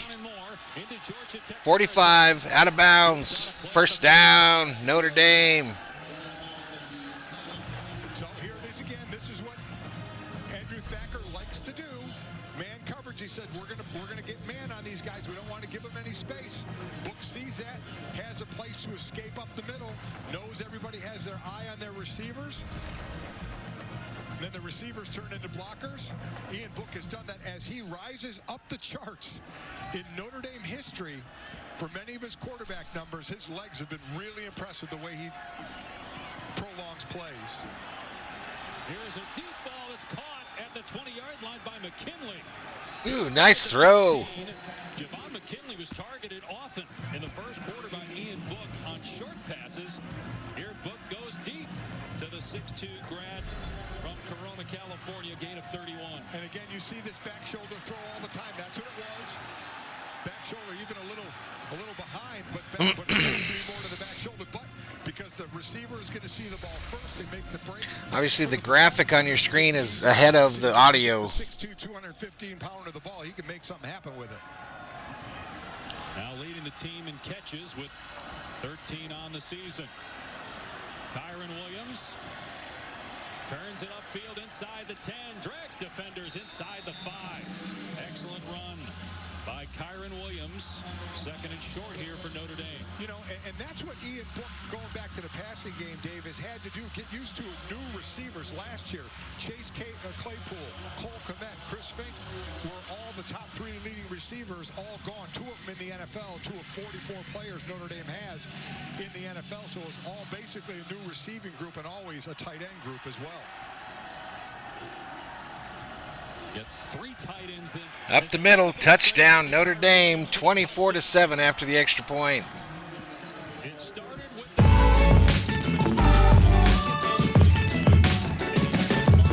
down the field, and they score with Williams getting his 6th touchdown in the season on the ground. Nothing fancy at all. Nice job by Jared Patterson, the center, sustaining the block. But listen, go back to what Marty told Brian Kelly. Let's see what we do coming out this half. We need to stop on defense. Check. They got a turnover and got the ball. How does the offense do? Drive right down the field and score. Just the start they wanted.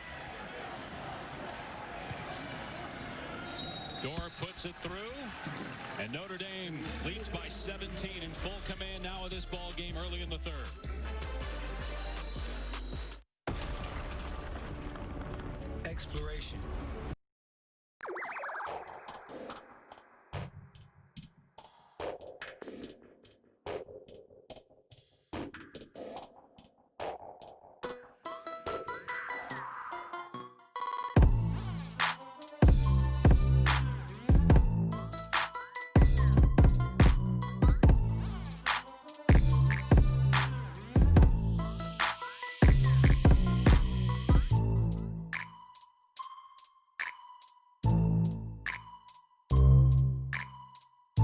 Tommy says, seems like no matter how well the Irish play, we only get to play in the Dandelion or Blueberry Bowl.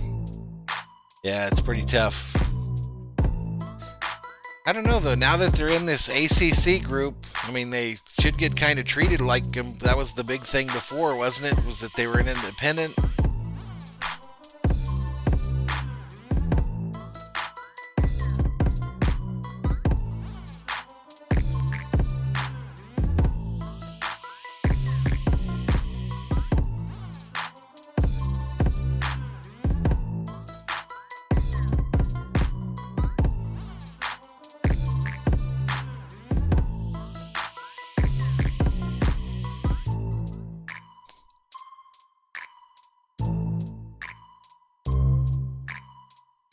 Be interesting to see how this thing plays out. I mean,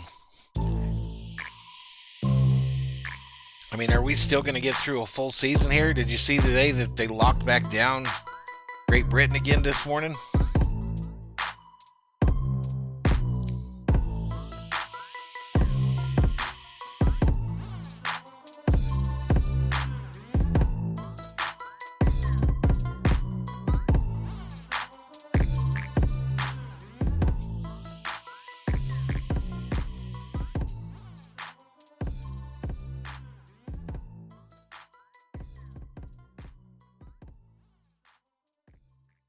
In a commercial break in this one, ladies and gentlemen. In a commercial break in this one.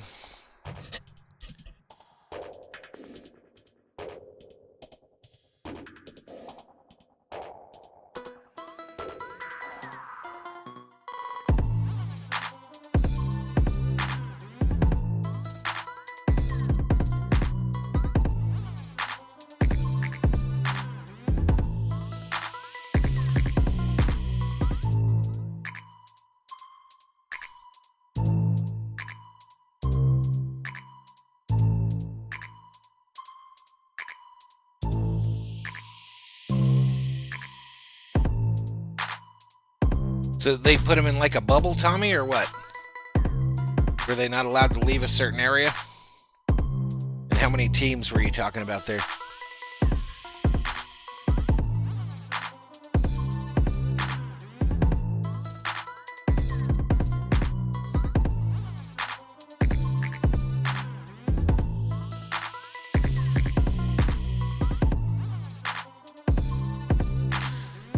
Says Georgia's out there looking like it's Cowboys.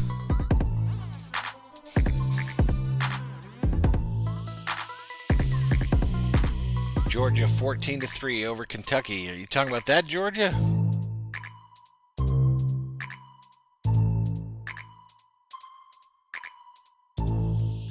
Now let's see if they're back to the action here.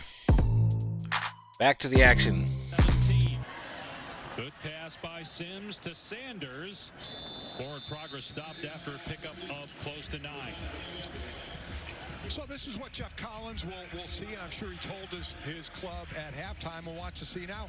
And he thought that the culture of the team was starting to take shape to what he wanted when he saw them come back a bit against Boston College. Now, it fell short, but they came back, and he loved their attitude in coming back. So same test here against one of the Wow, interesting.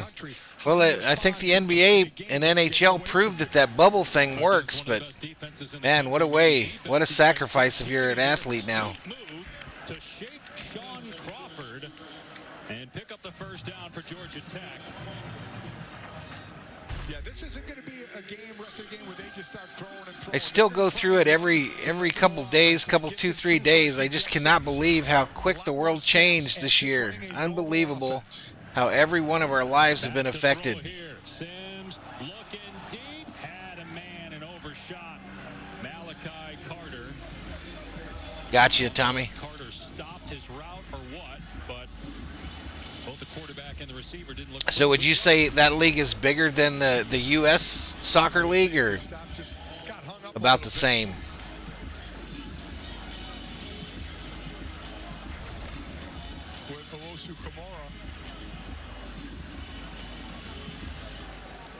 So just 13 pass attempts for Sims in the game. True freshman who's a business administration major says he wants to play in the NFL for a long time and then open up his own business when his playing days are over. He is incredibly talented. Going to be fun to watch over the next few years. No shot here, though. Gotcha. From Isaiah Foskey. Now gotcha. 3.5 sacks on the year. He is freakish talent. I don't know. I wish I could see a window where it all goes back to the way it was, but I don't know. Is that going to take a couple years? Very frustrating. So that's why he's going to pull it. But Foskey does a great job coming off and still making the play. That's a great athletic play by Foskey. He's reading Foskey the whole way, saying he thought he was going to crash more on the running back. I'm just going to hand it off here, and a great play to get off a block by Gundeji to make the tackle. It'll be 4th down. Again, this Notre Dame defense is giving up just... So Notre Dame stops him on that drive, too. Georgia Tech, right around 100 yards of total offense on the day. Well, see, again, this is where you're seeing athletic ability and team speed. Really, the level has really been upped over the last couple of years. Got a whistle, stoppage of play, a flag before the snap on the punt. All right, flag on the play. Prior to the snap, false start, number 4, kicking team. False start on the kicking team. Still 4th down. You know, growing pains for Jeff Collins trying to get this program headed back in a positive direction. So at least a year, huh, Tommy? Under Paul Johnson, went to an Orange Bowl. Second year for Collins. I think there's a lot of guesstimation there too, which is kind of spooky. But and by the way, we just had a good look at the punter. I don't know, man. I don't know. He's going to punt on Sunday. I mean, is the if they do a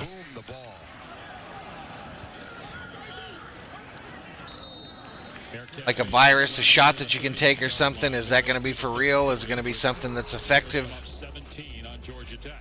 I don't know. Just spooky times. You pause this audio.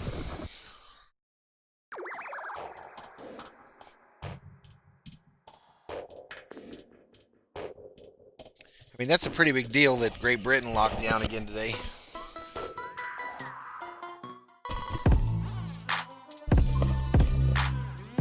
Yeah, I agree there too, Tommy.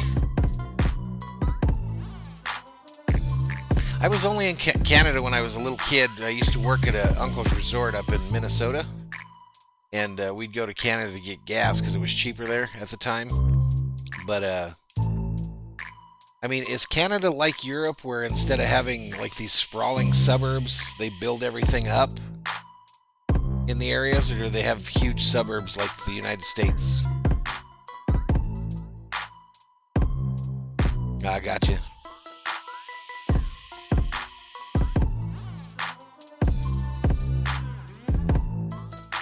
Yeah, in Europe, I mean, in Europe, you're like a major player if you got like a home that's by itself. You know what I mean?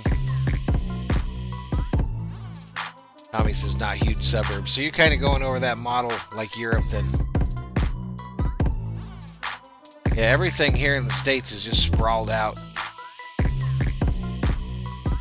I know in Germany they do that for the environment, and they've been doing that forever for the environment, where you're in a big city, you live in an apartment type dwelling.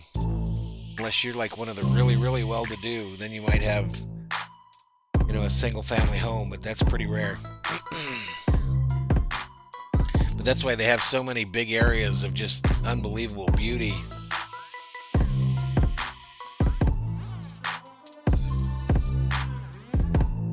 Right.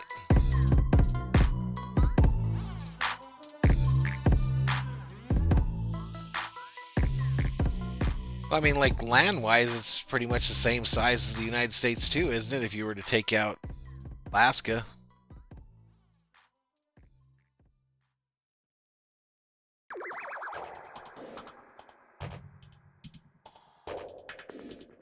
All right, still in a commercial break in this one. Score 24-7. Notre Dame beating Georgia Tech. 8:15 to go in the third quarter.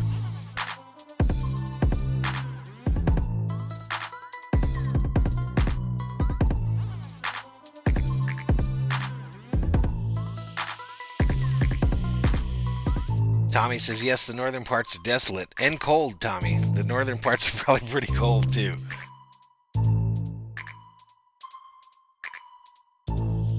Julian says my basement has a pretty tight space.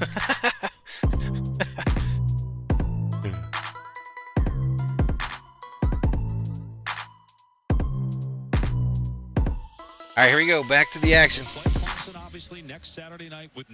Notre Dame 1st and 10 on about the 35-37. Will not be able to play next week.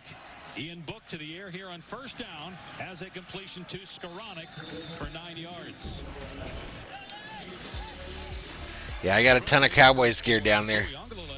Ton of it. I'm just so impressed you have the pronunciation down so well. But again, this kid is over 6'5", about 250 pounds.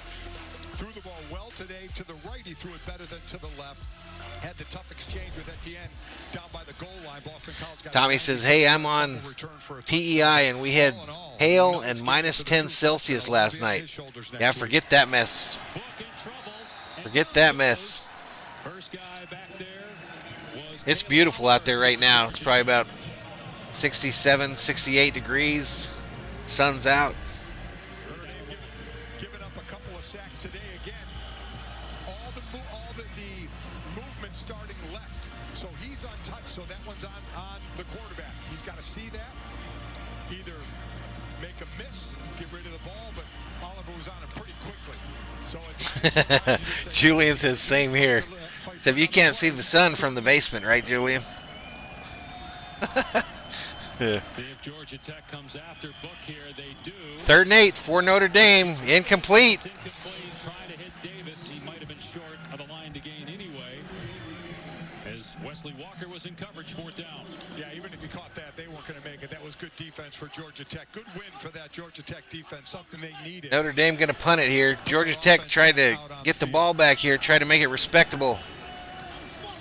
Ezard is deep here for Georgia Tech. Don't know how many more possessions that Georgia Tech is going to get, but you'd have to think on this one coming up, got to get points, get within 2 scores going into the 4th quarter. Ooh, almost screwed that up. Ball bounced about a foot in front of the punt returner, and then he decided that was a good time to get on top of it. Jerseys today to honor the Black Watch defense from the 1980s, which honored the Scottish military of the 1700s. Pat Swilling, College Football Hall of Famer, was a part of that defense. Ted Roof was also on that defense. I know you spoke with Bill Curry, who was the head coach. I don't know why you laugh at me all the time, Julian. I don't know why I entertain you so much. Of course, Bill Curry has a story.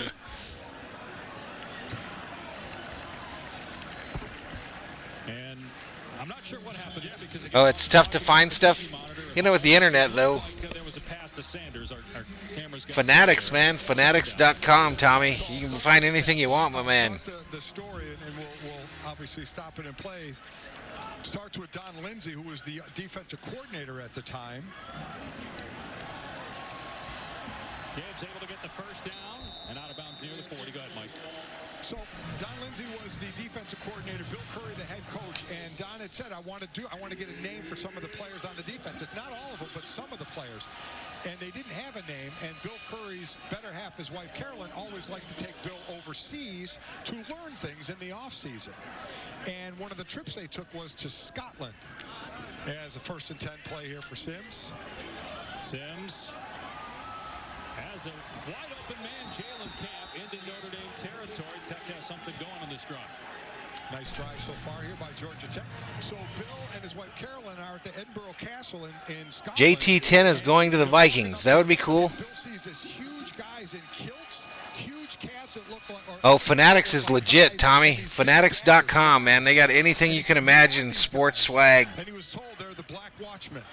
Anything you can imagine. And Bill, as we see... More than you could ever have enough money for. I see stuff on there all the time I'd like to have. At that point, he said, I got the name.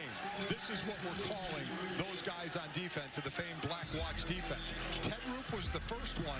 He brought in Pat Swilling, and then the players who were in the Black Watch, they had to vote in the other players. As they review this play, they said there was never more than 7. The previous play is under further review for potential targeting. All right, we'll get the review on that. We'll check it out. This is a penalty on Notre Dame. It would be an ejection and a 15-yard penalty. Got a timeout, 5:12 to go in the third. Georgia Tech starting to move the football, really for the first time today. All right, headed to another commercial break, folks. You watch, Julian. Them Vikings are about to go on a win streak. Maybe not this week, but after that, we're going to win a lot of them games down the stretch.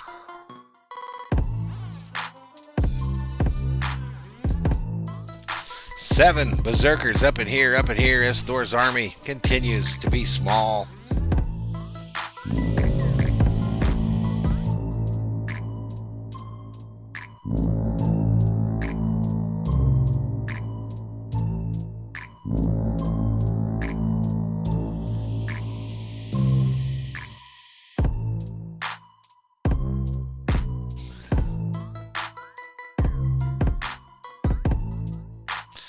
Man, I'm debating back and forth if I should do that Ohio State game or not. Yeah, they do have a lot of commercial breaks, Julian, in this college football. That is true. Really notice it when you're streaming them. Especially if you have to stop it at the commercial breaks.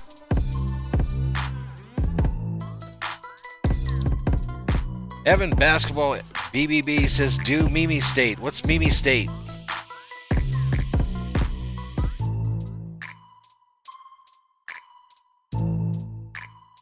Talking about Mizzou?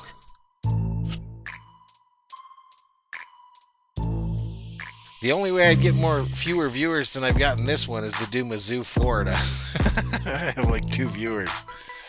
Well, that's already over, Evan. That game's already over, my man. Michigan State upstate Michigan this morning. 27-24. They beat them late. Can't believe that Harbaugh still has a job at Michigan.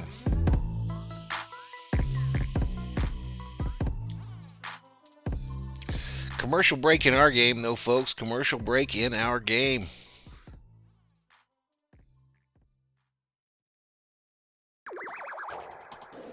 (24-7) Irish lead with 5:04 remaining in the third quarter.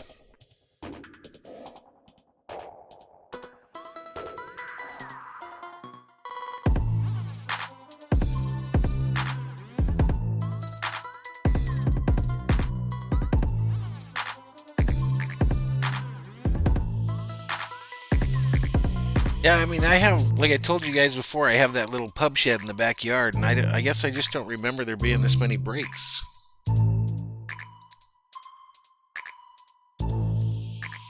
I think I lost my little scoreboard again.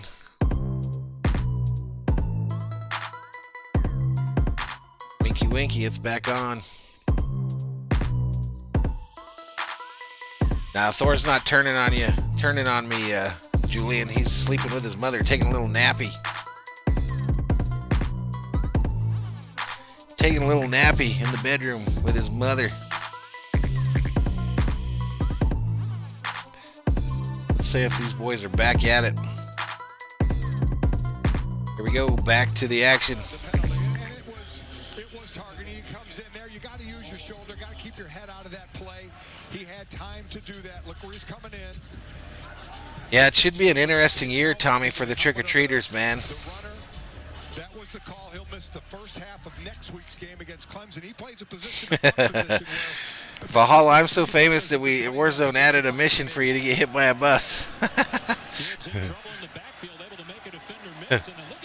Maybe that's what I'll do instead of doing that game tonight. Play me a little Warzone. That was an outstanding run, maybe the best of the day for freshman Jameer Gibbs. So, we see Yeah, Connery died today. Yep, 90 years old. Good run. Hell of a run. I think getting to 90 would be a good age. I don't think I'd want to get much older than that.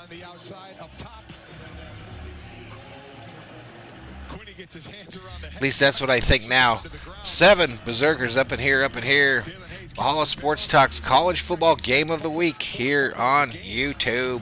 Well, that was an important recovery, though, by Quinny to keep hopes alive of at least getting something. You got to get points on this drive. You've gotten this far into Notre Dame territory. It's the first time they've been in the red zone today. 2nd and 16. Now, keep in mind their field goal kickers, though, 1 of 5, 4 blocks. Yeah, that's a pretty good run, right, Tommy? Sims keeping it. Pretty good run for him. After a short gain, so it's going to be 3rd down and 14 here for the Yellow Jackets. Again, 3rd and manageable. That's a phrase we have not been able to say about this offense an awful lot. Nice play there, pulled the ball, held it in patience long enough to make the defender commit to get a decent gain, but when you're backed up that much, it gets very, very difficult. Just look at Jeff Collins, the intensity. Yeah. He never stops, bouncing up and down. Guy's got incredible amount of energy on that sideline for Georgia Tech. Sims rolling out here in 3rd and 14 and taking nothing. By Sean Crawford. Bring up a 4th down. They really needed 7 there. Negative play and now a long field goal try. Well, Jordan Mason's right there to make the play, number 27, and Crawford just a nice shuffle move around him to make the play. Very, very difficult. He didn't make the play Dalen Hayes would have. Exactly. I mean, this defense is just playing so well. They're playing in Georgia Tech's backfield pretty much the entire day. All right, they're lining up for this field goal. Only one made field goal for Georgia Tech, and it was a 32-yarder.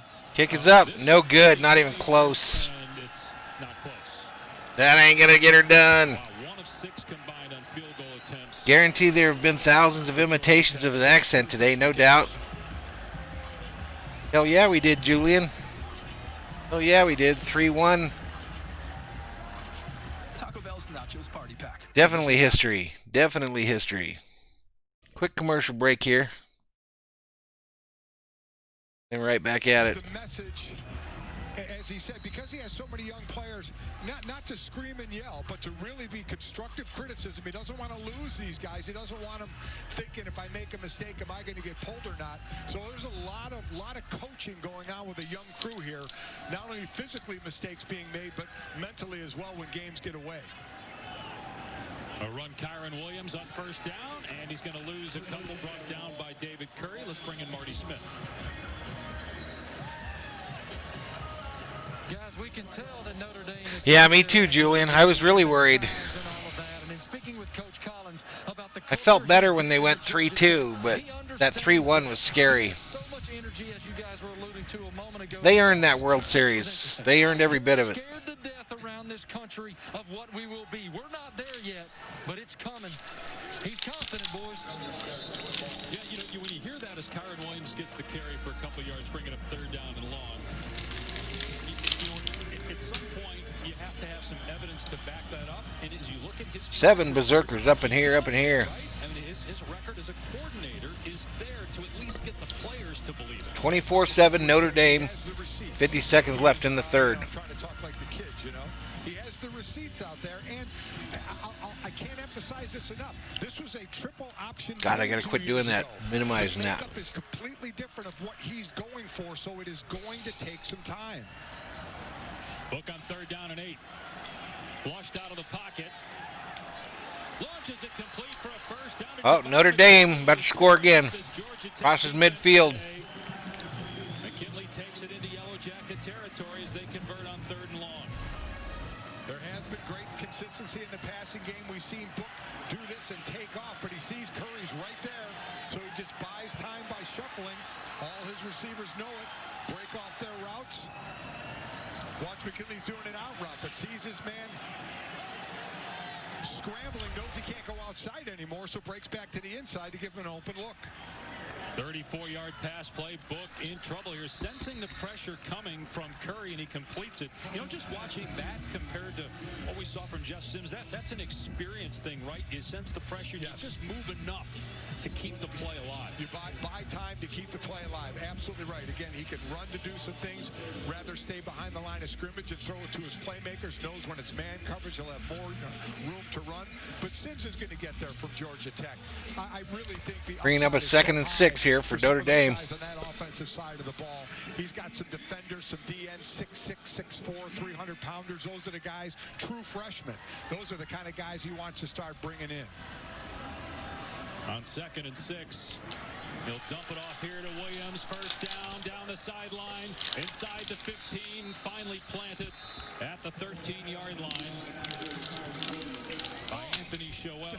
The big man, Robert Hainsey, 27 starts. I got to shout out these What a great job. Haribo Star Mix again. Big 290-pounder now. Delicious. Nice little combination. Got some sweet and sour in there. Notre Dame up 24-7 over Georgia Tech. Oh, got to turn on some audio. Son of a biscuit. In a commercial break again.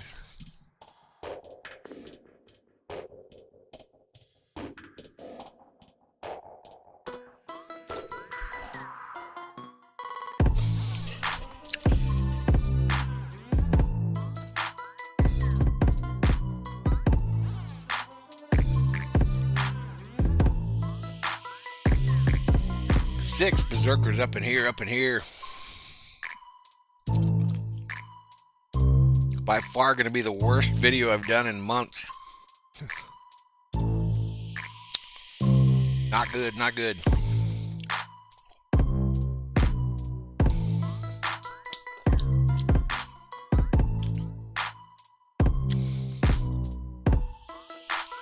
John Weaver checks and says, hey, Valhalla, go Notre Dame, baby. Looks like an easy dub for them tonight, buddy.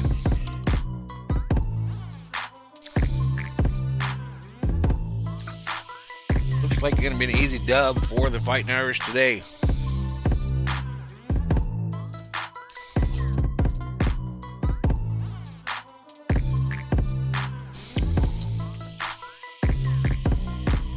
What do you guys think of the new Ford Bronco? Look cool, or is that a chick truck?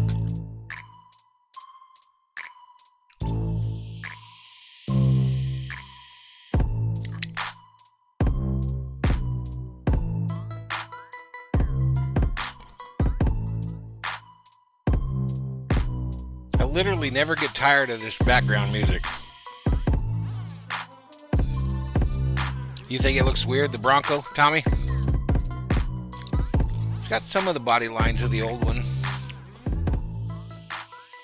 My brother-in-law, rest in peace, he had one of the original ones. It was badass. I don't think so, Julian.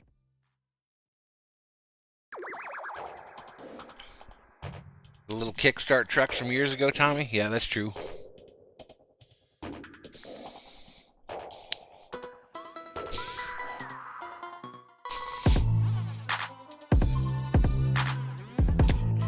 Mine and Milton checks in. Mine and Milton checks in here when I did the whoa.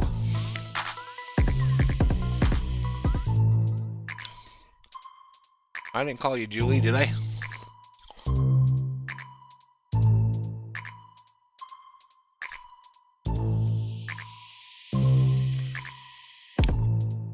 All right, let's see if we're getting back to this last commercial, Mandalorian.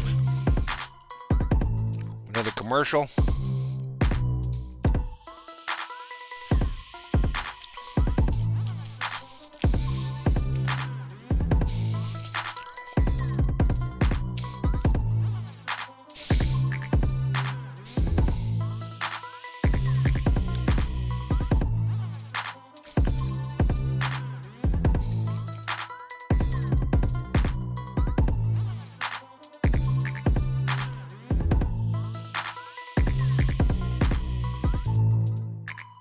All right, getting back to it. A little advertising for Monday Night Football. Then we should be back to the ball game.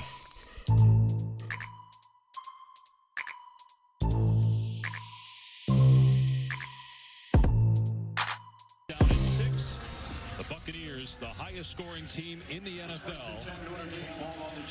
The Giants have just one win. Notre Dame on the doorstep again, leading Georgia. How you been, Milton? 24-7. The Irish 5-0, ranked 4th. They play Clemson next Saturday night. Trevor Lawrence will not play, though, for Clemson. Here's Sebo Flemister running right on first down. Got maybe 2 yards there for the Irish. Hey, Valhalla, if there was a real Rudy Rudiger, hope he would be good. Not sure what that means. That game today against Boston College in a game that was a lot closer than people thought. I'm sure Dabo is very happy, at least if he's going to play next week, got the experience today and got a lot of snaps under his belt before having to go to South Bend and play.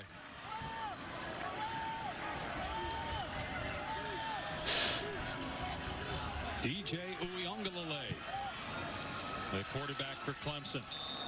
Flemister again, dropped inside the 10 by Quez Jackson. You know, we talked a lot about his book and the record. Going to go to 26-3 as a How is this your little one's first time trick or treating, Milton? among the all-time greats at Notre Dame at quarterback. Oh, Rudy from the movie Rudy. Gotcha. It's not just on him, but obviously everybody's going to look at him when it comes to trying to win a big game. That's exactly right. You're going to This is probably your little one's first trick or treat, huh, Milton? big play. And that's the next step. Because So the that's what first Notre is Dame its has first time out? sometimes against the better teams, getting that play. Flemister dragging defenders will have a first down. First down and goal from the 4-yard line. I was telling these guys we don't get trick or treaters down here because it's too dark in the evenings, so we don't even buy stuff anymore. But man, when I lived in Bisbee, the neighborhood we lived in there, people would bring their kids over from Mexico, and we would average like 650 trick or treaters on trick or treat. It was crazy cool. We loved it. But man, it was a financial output back then. Tommy Reese and some of the statistics, and he's always sure to let Tommy know that. Yeah, they would start right at dusk, and they would keep going until we finally turned the light off at like 10:15. First and goal. Flemister again, and he's into the end zone for the touchdown. John says his neighborhood's going to have a dance party and a piñata for Georgia Tech commit from Williamson. trick or treat tonight. That's pretty cool. Nothing fancy in this game when they get by the goal line. You take them out over there by the mall, Milton? Is that where you go? Around, leaning on him. That's where we used to take Billy all the time. Very, very easy, right up the middle. So what Brian Kelly was looking for out of this team in the second half, he's getting, without question. They're upping their performance. Hey, maybe this is a reason why Brian Kelly can say, you know what, we are going to look ahead because he feels comfortable in the professionalism, so to speak, of his players and how they handle their business, which they have certainly done. All right, so it looks like we're headed to another commercial break. I think I missed a touchdown or something there. Jeez. Anyway, here's the touchdown graphic. That shows you how interesting this has been. 31-7 is your score now. So those of you that bet the line are probably pretty happy. Ooh, I forgot to mute the music.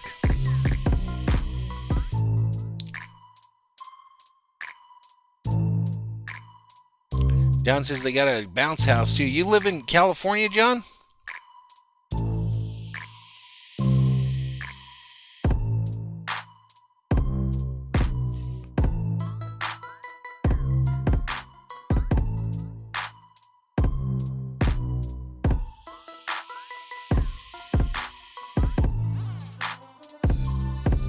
Yorba Linda, that's right.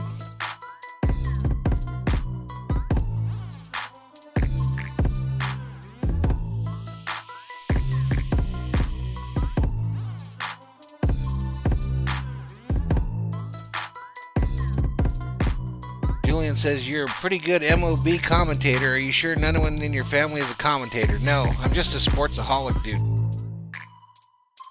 I'm just a sportsaholic. But even then, even that couldn't help this game, apparently. Milton, this is going to be my worst stream in like 2 months, dude. My worst stream. Just unbelievably bad.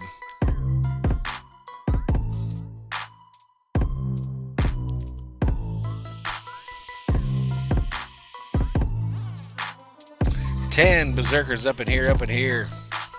Thor's army continues to try to grow.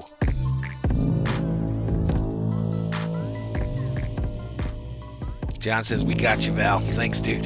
Thanks, man. Like I said, this is mostly a test stream anyway to get it ready for the USC games that are coming up.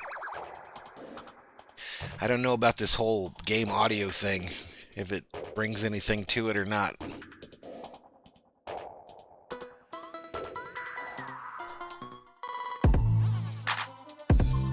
It's so far behind, you know, I'm watching the game on the computer to do the game audio because that's where the audio is coming from.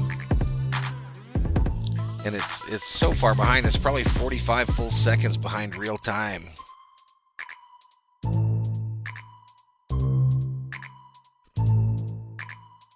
Tommy says they're just putting candy out on his steps and nobody's taking it. There's an opportunity, Tommy. Just go out there and hook me up.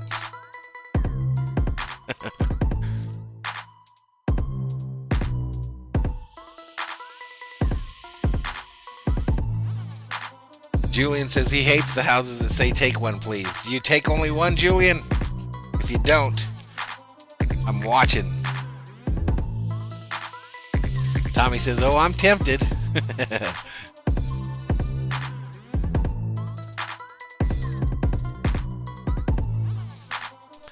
I knew you only took one, Julian. I knew you only took one.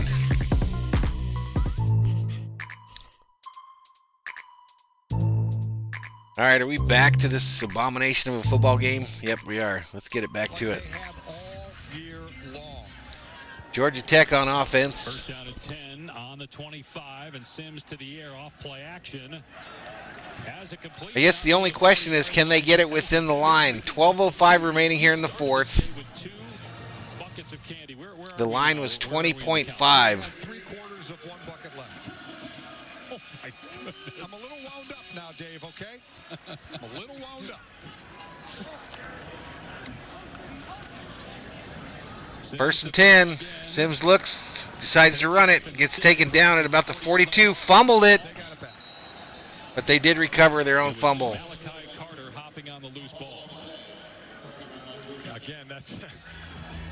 Brother BKL Contreras checks in and says, what's up, Valhalla? Just came back from voting, and now I'm going to watch these Texas Longhorns games. Right on, dude. Right on, dude. Who they playing? Texas playing Oklahoma State. Oklahoma State 24, Texas 20 with 11:28 remaining in the third. Pressure off the edge. Sims steps up, throws a deep ball, and overshoots. Carter incomplete. All right, so we were talking about all the candy that Mike has already consumed. Yep. Marty, Mike, and I were asked. John Weaver says, hey, Val, will you do the Ohio State game? Because there's also my team along with UCLA and Oregon. I don't know, my man, if I can get it turned around that quick.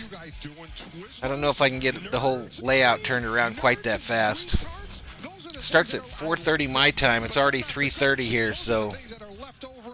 Yeah, I don't know, dude. I might just get on Call of Duty and blow some things up this evening. I gotta have a word with you. Here's Sims on 3rd down and 6. And it's Breaking news, the Warriors signed Mike Trout. Bonk.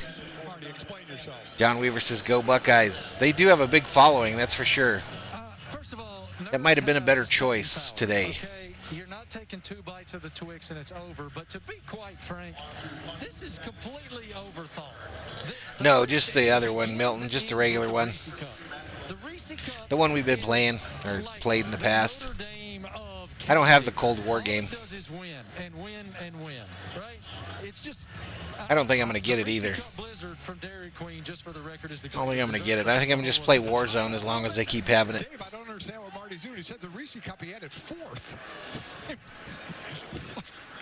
I know. I don't understand. The big sell, but he had it at the bottom of his list. He did. And it will be a touchback. I prefer just a glass of red usually on Halloween night as opposed to the You're going to get it for the PC, but not the Xbox? Gotcha. Off the top of my head, the first thing that came to mind was Twizzlers. Yeah. You enjoy the red. I'll enjoy the candy. We'll be back. Oop. Oop. Exploration. Turn it off. Turn it off.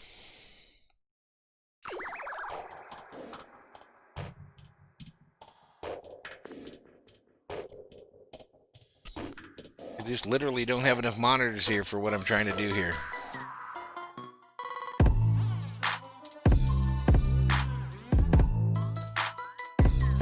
Julian says some people already have a PS5 controller.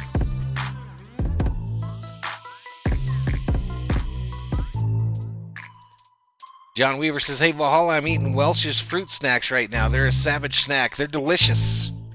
They are freaking delicious. I agree. They're underrated. And they're supposed to be halfway healthy, much more than these. Much more healthy than these, but these are pretty delicious too.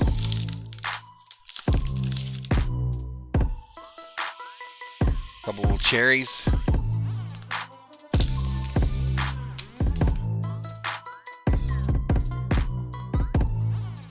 Hey, Berzerkers, up in here, up in here.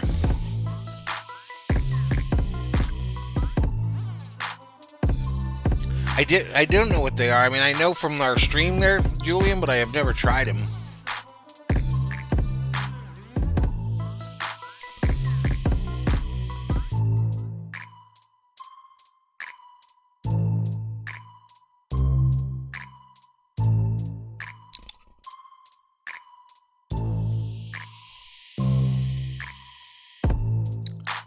John says, Julian, Takis are way too spicy. Milton says they're the bomb. They're the bomb.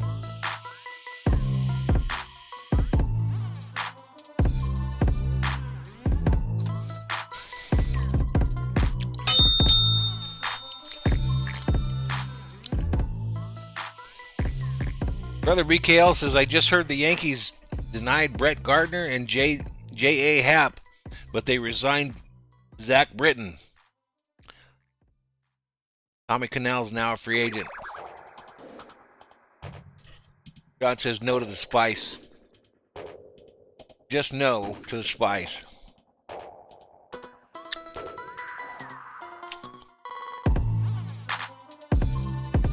Still in this commercial break. Notre Dame 31, Georgia Tech 7. 11:44 mercifully left in the fourth quarter.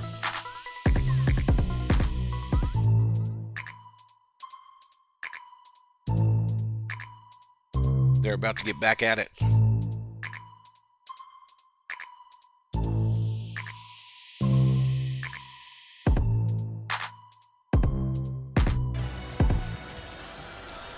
Notre Dame with a 1st and 10, leading 31-7, and Book looking to take a shot, but everybody covered. Now Book unloads deep through the hands of the intended receiver. Joe Wilkins incomplete. So, Mike, I don't know if you saw this on Twitter. I tweeted out yesterday a sign, and you can get up close and see it. Basically just says, there you go. This is not a trick. I'm on television right now. Please don't ring. You know, I don't really know, Julian. I mean, I didn't see enough Yankee baseball to know how good they were. You would, yes. But I don't really know how long it would have taken. Do I think we would have still beat them? Yes. 10 pieces of candy? It's 3:15 out here. I have 362 pieces of candy on my front porch right now for kids. Tyree trying to get outside. Can't. Maybe a yard. Brought down by Quez Jackson. So I do think that this is going to be that conversation with Brian Kelly, as Marty talked about in the beginning, John says, Valhalla, we can hear the game in your background. No, that's the game I'm playing. I'm playing that audio. I'm playing the game audio. Obviously, it's not going to be a perfect game, but I do think they were better than the Rays. Maybe next year they can get there then. 3rd and 9 here for Book from the 21. Book completes it to Mayer. He will not get the first down. Notre Dame will have to punt. Yeah, that's kind of, John, that's what I'm doing, is kind of testing this whole game audio thing. He can talk about looking big picture. Without a doubt. He has leaders all over this team, and those guys are controlling the locker room and the field. And here's a guy, quite honestly, Michael Mayer.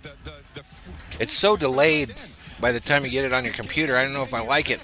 They said he fits right in with the upperclassmen on the team. He came into this game as a leading receiver at tight end U. This guy is going to just have a fantastic Stakes, career. dude. Will be the next level as Stakes. well at some point. So yes, they have great leaders. My wife will kill you for a steak, though. You're going to have to call the play here, Mike, because Julian's a rib guy. Everything here. I guess we're going to break. I got you. We'll have a chance maybe to get it fixed here. Plug it back in. I see a blank screen. Oh, here we go, another commercial. We're the most trusted credit union owned by members of... Got to be on that switch. Got to be on that switch. That's why I need another monitor.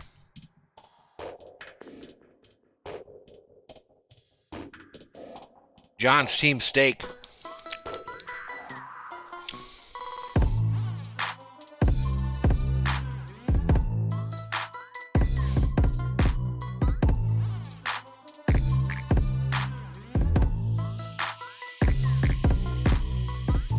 Man, I wish I'd have caught Melton before I left. I wonder what his kid dressed up as.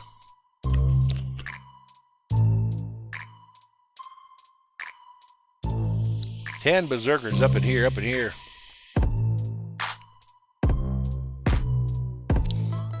You play a lot of that baseball on MLB The Show, don't you, Julian?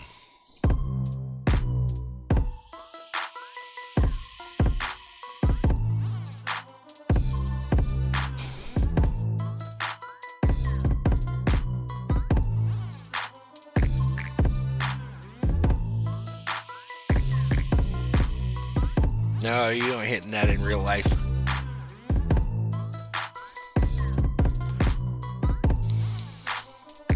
Are you even in Little League, Julian?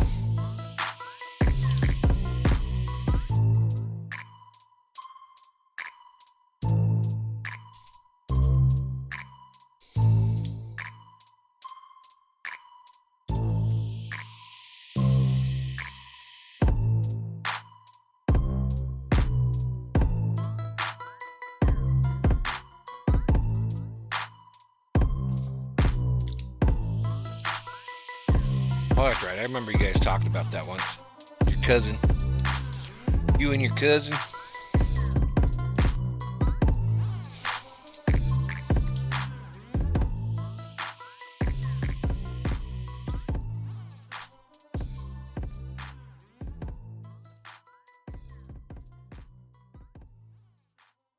John's celebrating with that victory march on Spotify. Yeah, Boise State Air Force. That looks like a good game.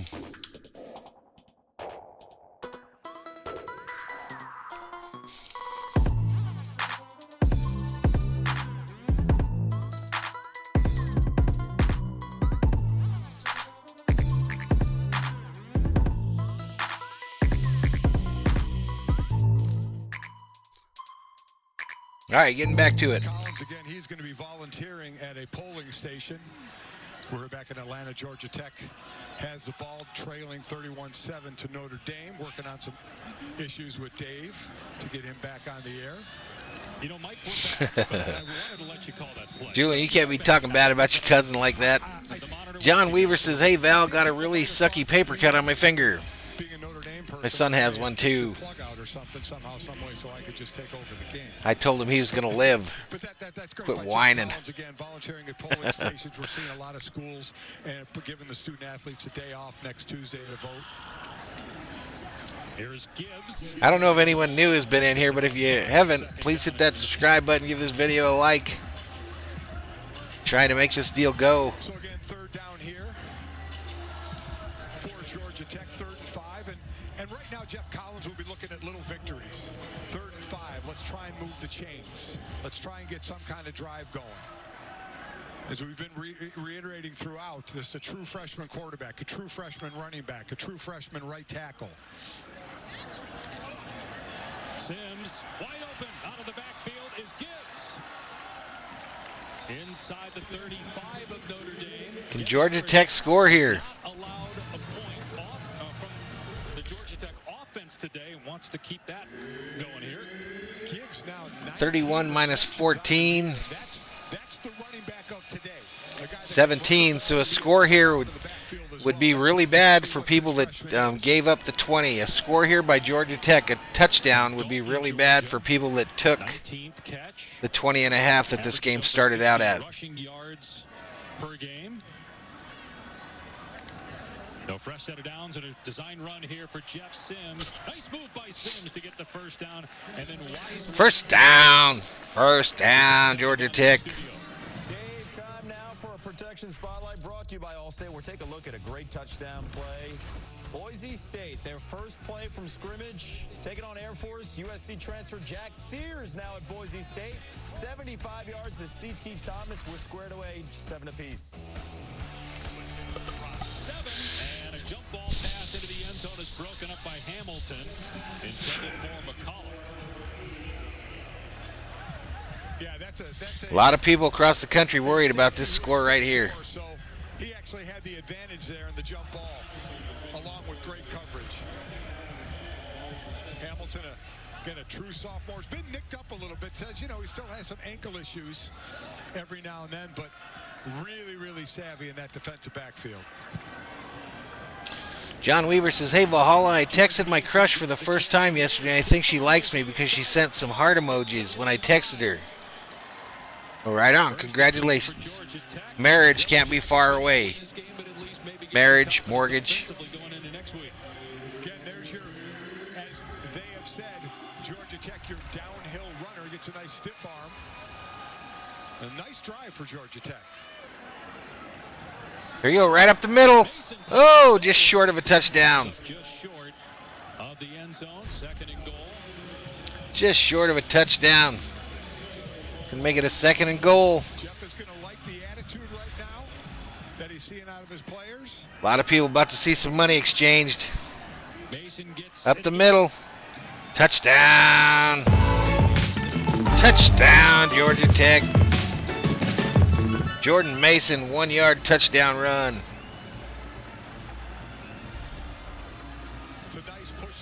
Almost a stand-up touchdown. Almost. Former defensive player, not ecstatic that you could do that. Take advantage of it, as they did a good drive Georgia Tech put together in a game that is, for all intent and purposes, over for them, but it's a way to show some life, some spirit, and get a good drive. Going for 2 here. Gonna go for 2. Go for 2. 2-score game if they're able to convert here on the 2-point play, get it down to 16 points. Gamblers across the country saying, what the hell are we doing? Out there with a play clock down to 1. Timeout, Georgia Tech.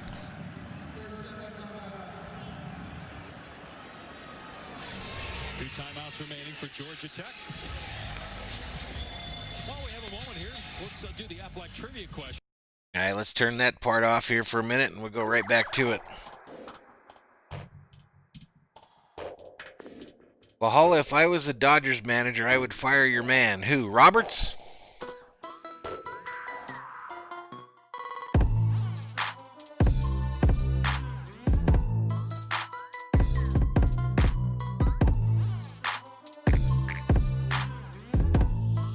You better not fire Will Smith.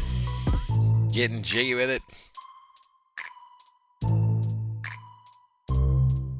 All right, back to it. Your final answer. Well, it depends on when we see the final answer. If it's up there, then yes, it was part of my answer, which would give me 66%, which I know is not an A, but That's why I asked if it was a question or your answer, because if it was the answer, it was wrong. 2-point conversion. Here's a pitch to Sanders on the end around, and boy, Kyle Hamilton throws him down to end that. He's not going to get that. That was disrespectful. There remains an 18-point lead for Notre Dame. All right, headed to another commercial.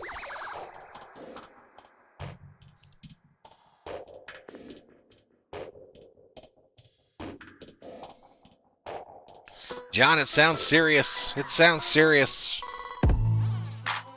Might be time to size wedding rings. Get a venue available for the wedding, the big wedding.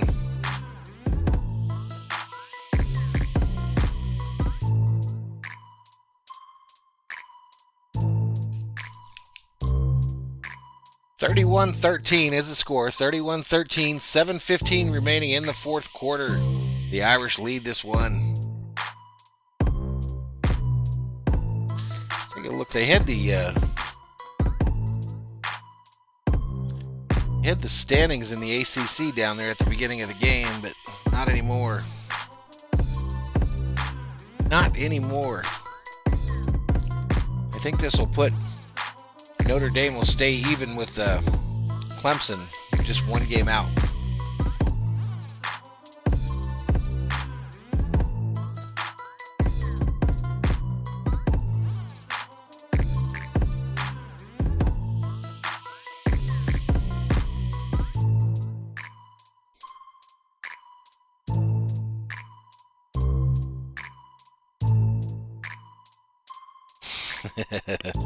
Rough year for the Cowboys, Julian. Rough year.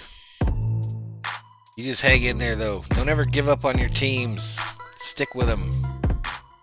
Through thick and thin. Hell or high water.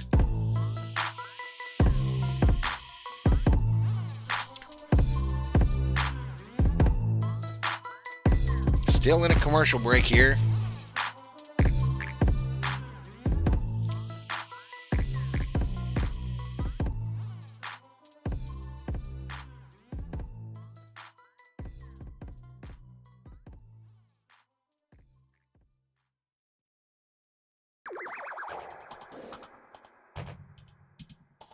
Blaze Crack says simp.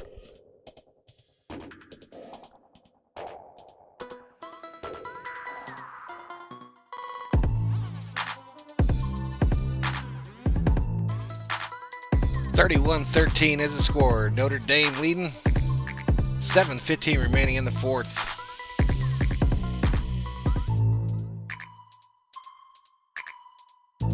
Seven Berserkers up in here, up in here.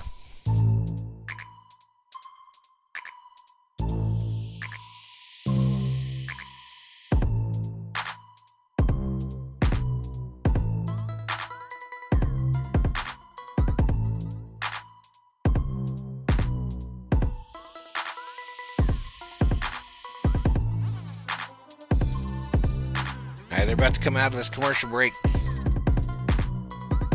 we go. Still in full command, going to go to 6-0, playing Clemson, which will be without Trevor Lawrence at quarterback in South Bend next Saturday. That's a big story. Apparently, also on social media, Marty and I are getting ripped for our candy picks. Again, though, You should. Yeah, tough year for the Cowboys so far. But again, Cracker Jack, I didn't say Cracker Jack. It was caramel corn. Either way. Cracker Jack and caramel corn are not the same thing. Yeah, they're so bad. Loose ball. Notre Dame had a chance at it, went right through the hands of Kyron Williams, and Georgia Tech has it. Wow, Georgia Tech gets the turnover here. So those people that bet Notre Dame minus 20.5 didn't like that at all. They didn't like that even a little bit. And if they go down and score, they're really not going to like it. They're really not going to like it. Kyron Williams came up and tried to recover that at about 7 or 8 yards when only the receiving team could do it. He stepped up to make the play, and it bounced right off his chest plate. Excellent kick. And then that's what you have to do. You have to hope that somebody has a miscue on the other team. That's up to you, John. How brave are you? How brave are you today? That's certainly one of them. I don't know if I'm the one for relationship advice. Sims dumps it off to Gibbs, able to break I would just ask her. I wouldn't go rolling in there with the guitar. That guitar's a money move. You probably should save that one for the proposal. Could end up being huge because it would have made it a two-score game. Don't be rolling up there with the guitar right on the first shot. But if nothing else, Georgia Tech building for the future here. To your point, too, Dave, I mean, this defense, Notre Dame defense, had been playing great all game, and now letting the touchdown drive go, letting the start of a drive starting well there for Georgia Tech. The previous play is under further review for potential targeting. All right, they're reviewing the play just before this one for a targeting call, which means we might get another commercial, like we need one more of those. A hit by Kurt Heinisch, we're being told, on the quarterback Jeff Sims is going to be reviewed here, initiated from the booth. No way that'll be targeting. So that won't be targeting. Notre Dame has already had a player, Maris Leofau, who has been disqualified from the game, will miss the first half of next week's game. You see his helmet, he plants it right in the chest. Now, will it be, well, I shouldn't say that won't be targeting because it was a quarterback throwing the ball. Did he drop, hit with the crown of his helmet? I know he didn't hit the head. Right, but I didn't see the drop of the crown of the helmet or I didn't the either. attack. I didn't either. I completely agree. I'm looking at it here. I do not believe this is going to be targeted. Catches it down low. And boy, if that's targeting, how do you hit a quarterback anymore? I'm with you. I mean, it certainly didn't drop. Oh, they might be looking at the hit on the QB too. Mask into the chest.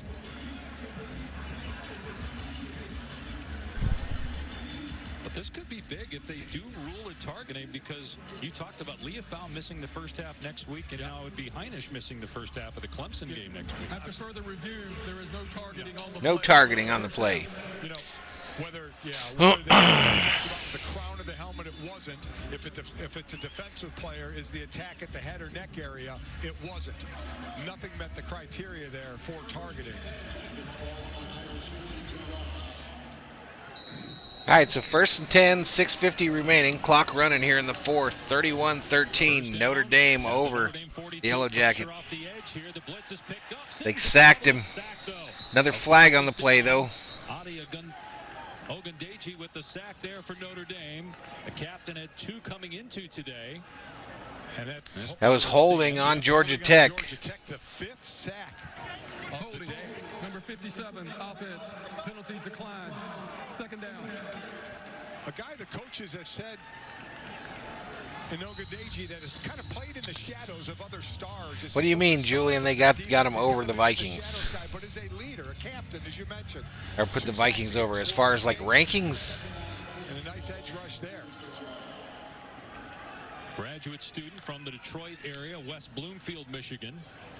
On 2nd and 14, Sims throws it over the head of the intended receiver, McCollum, who was open, but there was a lot of pressure on Sims. Let's answer the Aflac trivia question. Notre Dame, Ohio State, Oklahoma.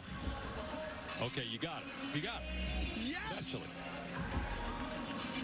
Okay, how about that? And nobody told me. Maybe. All right, here we go, 3rd and 14. You had 8 minutes to think about it, because we teased that with the question. Shotgun, draw. Not going to get nothing with that. So Georgia Tech going to be happy to punt it here, I guess. I don't know. Again, you had 8 minutes. So the Notre Dame bettors that gave up them points probably still got a little life still breathing. Let me just say this. I did not look it up.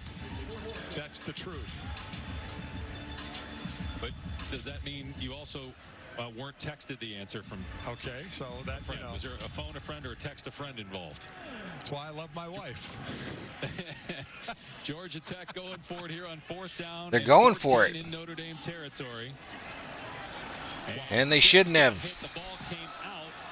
It's ruled a fumble. Fumble on the field. Notre Dame returning it. They get it all the way to the 20. 25-yard line. Wow. Dalen Hayes had pressure. Hard to tell if it was a fumble or if the hand was going forward, but the ruling in the field is a fumble. I'm sure they'll look at this to see if the quarterback's arm was going forward. Ruling on the field is a fumble recovery by Notre Dame. Another outside rush on Jordan Williams.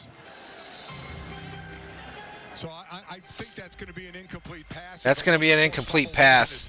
It's going to come back to the 50. His arm is going forward. Yeah, The previous play is under further review. That's going to be an incomplete pass. I'm pretty confident it's going to be that way.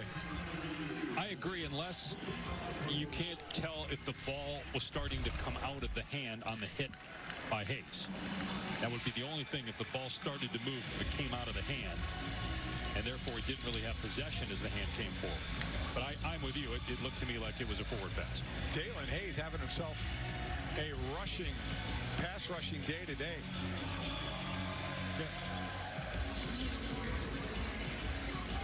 That seemed pretty clear, though, to be a forward pass, yes, so that'll get overturned. All right, our Pacific Life game. I do, Julian. I never know whether you're serious or not. 6-0 on the season. Book, not spectacular, but pretty darn good. Efficient. You're like the little boy that cried wolf. Or was it a little girl? I can't remember. Fantastic. It really kind of reminds me a little bit, Dave. Again, in 2012, I can't remember. Defeated, played for the title. I had my two sons on the team then. That was a defensive-led team as well. The offense for a while was averaging over 200 yards rushing and 200 yards passing. Just like So they're still in a review on this one. Ruling on the field was a fumble. It's about to get overturned. Pretty obvious call there, I think. They're under 200 yards passing. I see the similarities there, but this Everett Golston was the quarterback then. Ian Book's a better passer. After further review, it was determined that it was an incomplete pass. It will still be first down for Notre Dame. The ball will be placed at the 46-yard line on the left hash. First and 10. All right, 1st and 10, Notre Dame. Those gamblers that gave up the points, they're wanting them to go down and score here badly, or they're going to take that L. Ian is a quarterback. Golston could run well. Ian was a better thrower and runs well. And Tommy Reese, the old coordinator now, was kind of the out of the bullpen guy that year that came in and definitely saved more than a few games for Notre Dame. But it was definitely a defensive-led team like this one is. Though that 2012 team and this team both run the ball extremely well. Notre Dame just going to keep it on the ground here with 5.5 to go. Flemister being pushed to the perimeter and thrown out of bounds. Notre Dame runs it on their first attempt there. You talked about Tommy Reese. I think this is really interesting, right? Going into this Clemson game next week, you have a 28-year-old, first year as an offensive coordinator. He's been on staff for only 3 years, was a grad assistant at Northwestern, 1 year with the Chargers with Mike McCoy, Ken Whisen, and John McNulty, who's now on the Notre Dame staff as a tight ends coach. Brian Kelly told us he wanted the quarterback coach to become the offensive coordinator, so Tommy already had a leg up on the competition. But this will be really interesting to watch the play calling, I think, next week against the Clemson defense. All right, here we go. 2nd and 9. 4:53 clock running. Handoff. On 2nd and 9, they'll keep it on the ground. Flemister able to Jukes one, goes to the left, down after a gain of about 2. Along those lines, as you mentioned, you wanted the quarterback to be the OC, and while it wasn't publicly said, it was that Bring up a third. 3rd and 7. 3rd and 7 for the Fighting Irish here. The hearts of gamblers across the country breaking as we speak. And that was the audition that helped get him this job. And he did say when he was with the Chargers, he said he was absolutely humbled. Gaming with Eli checks in, says, "What's up? What's up, dude? About the game of football. How you doing?" That he needed to go in knowledge of the game to help him. He said it was immeasurable how much it helped him because he has not been a coach for a long time. But, obviously played the quarterback. 3rd and 7 here. Shotgun snap, thrown to the left, and he's immediately tackled. Notre Dame will probably punt it here. Flag on the play, though. Big test next week for his play calling in this offense next week. Ooh, bad call. Legal substitution on the defense. Is they're going to repeat third after they stopped him. The game next week isn't out of it because the top 2 teams in the standings with no divisions this year in the ACC will play for the ACC championship on December 19th.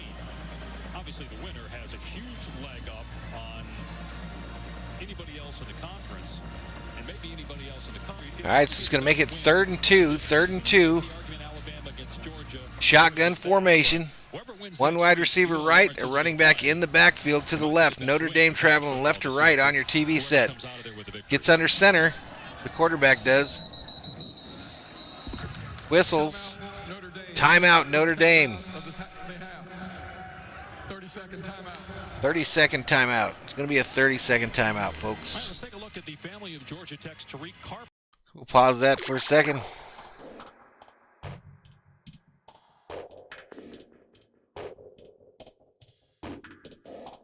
Julian says I seem like I'm 35. I wish I was 35.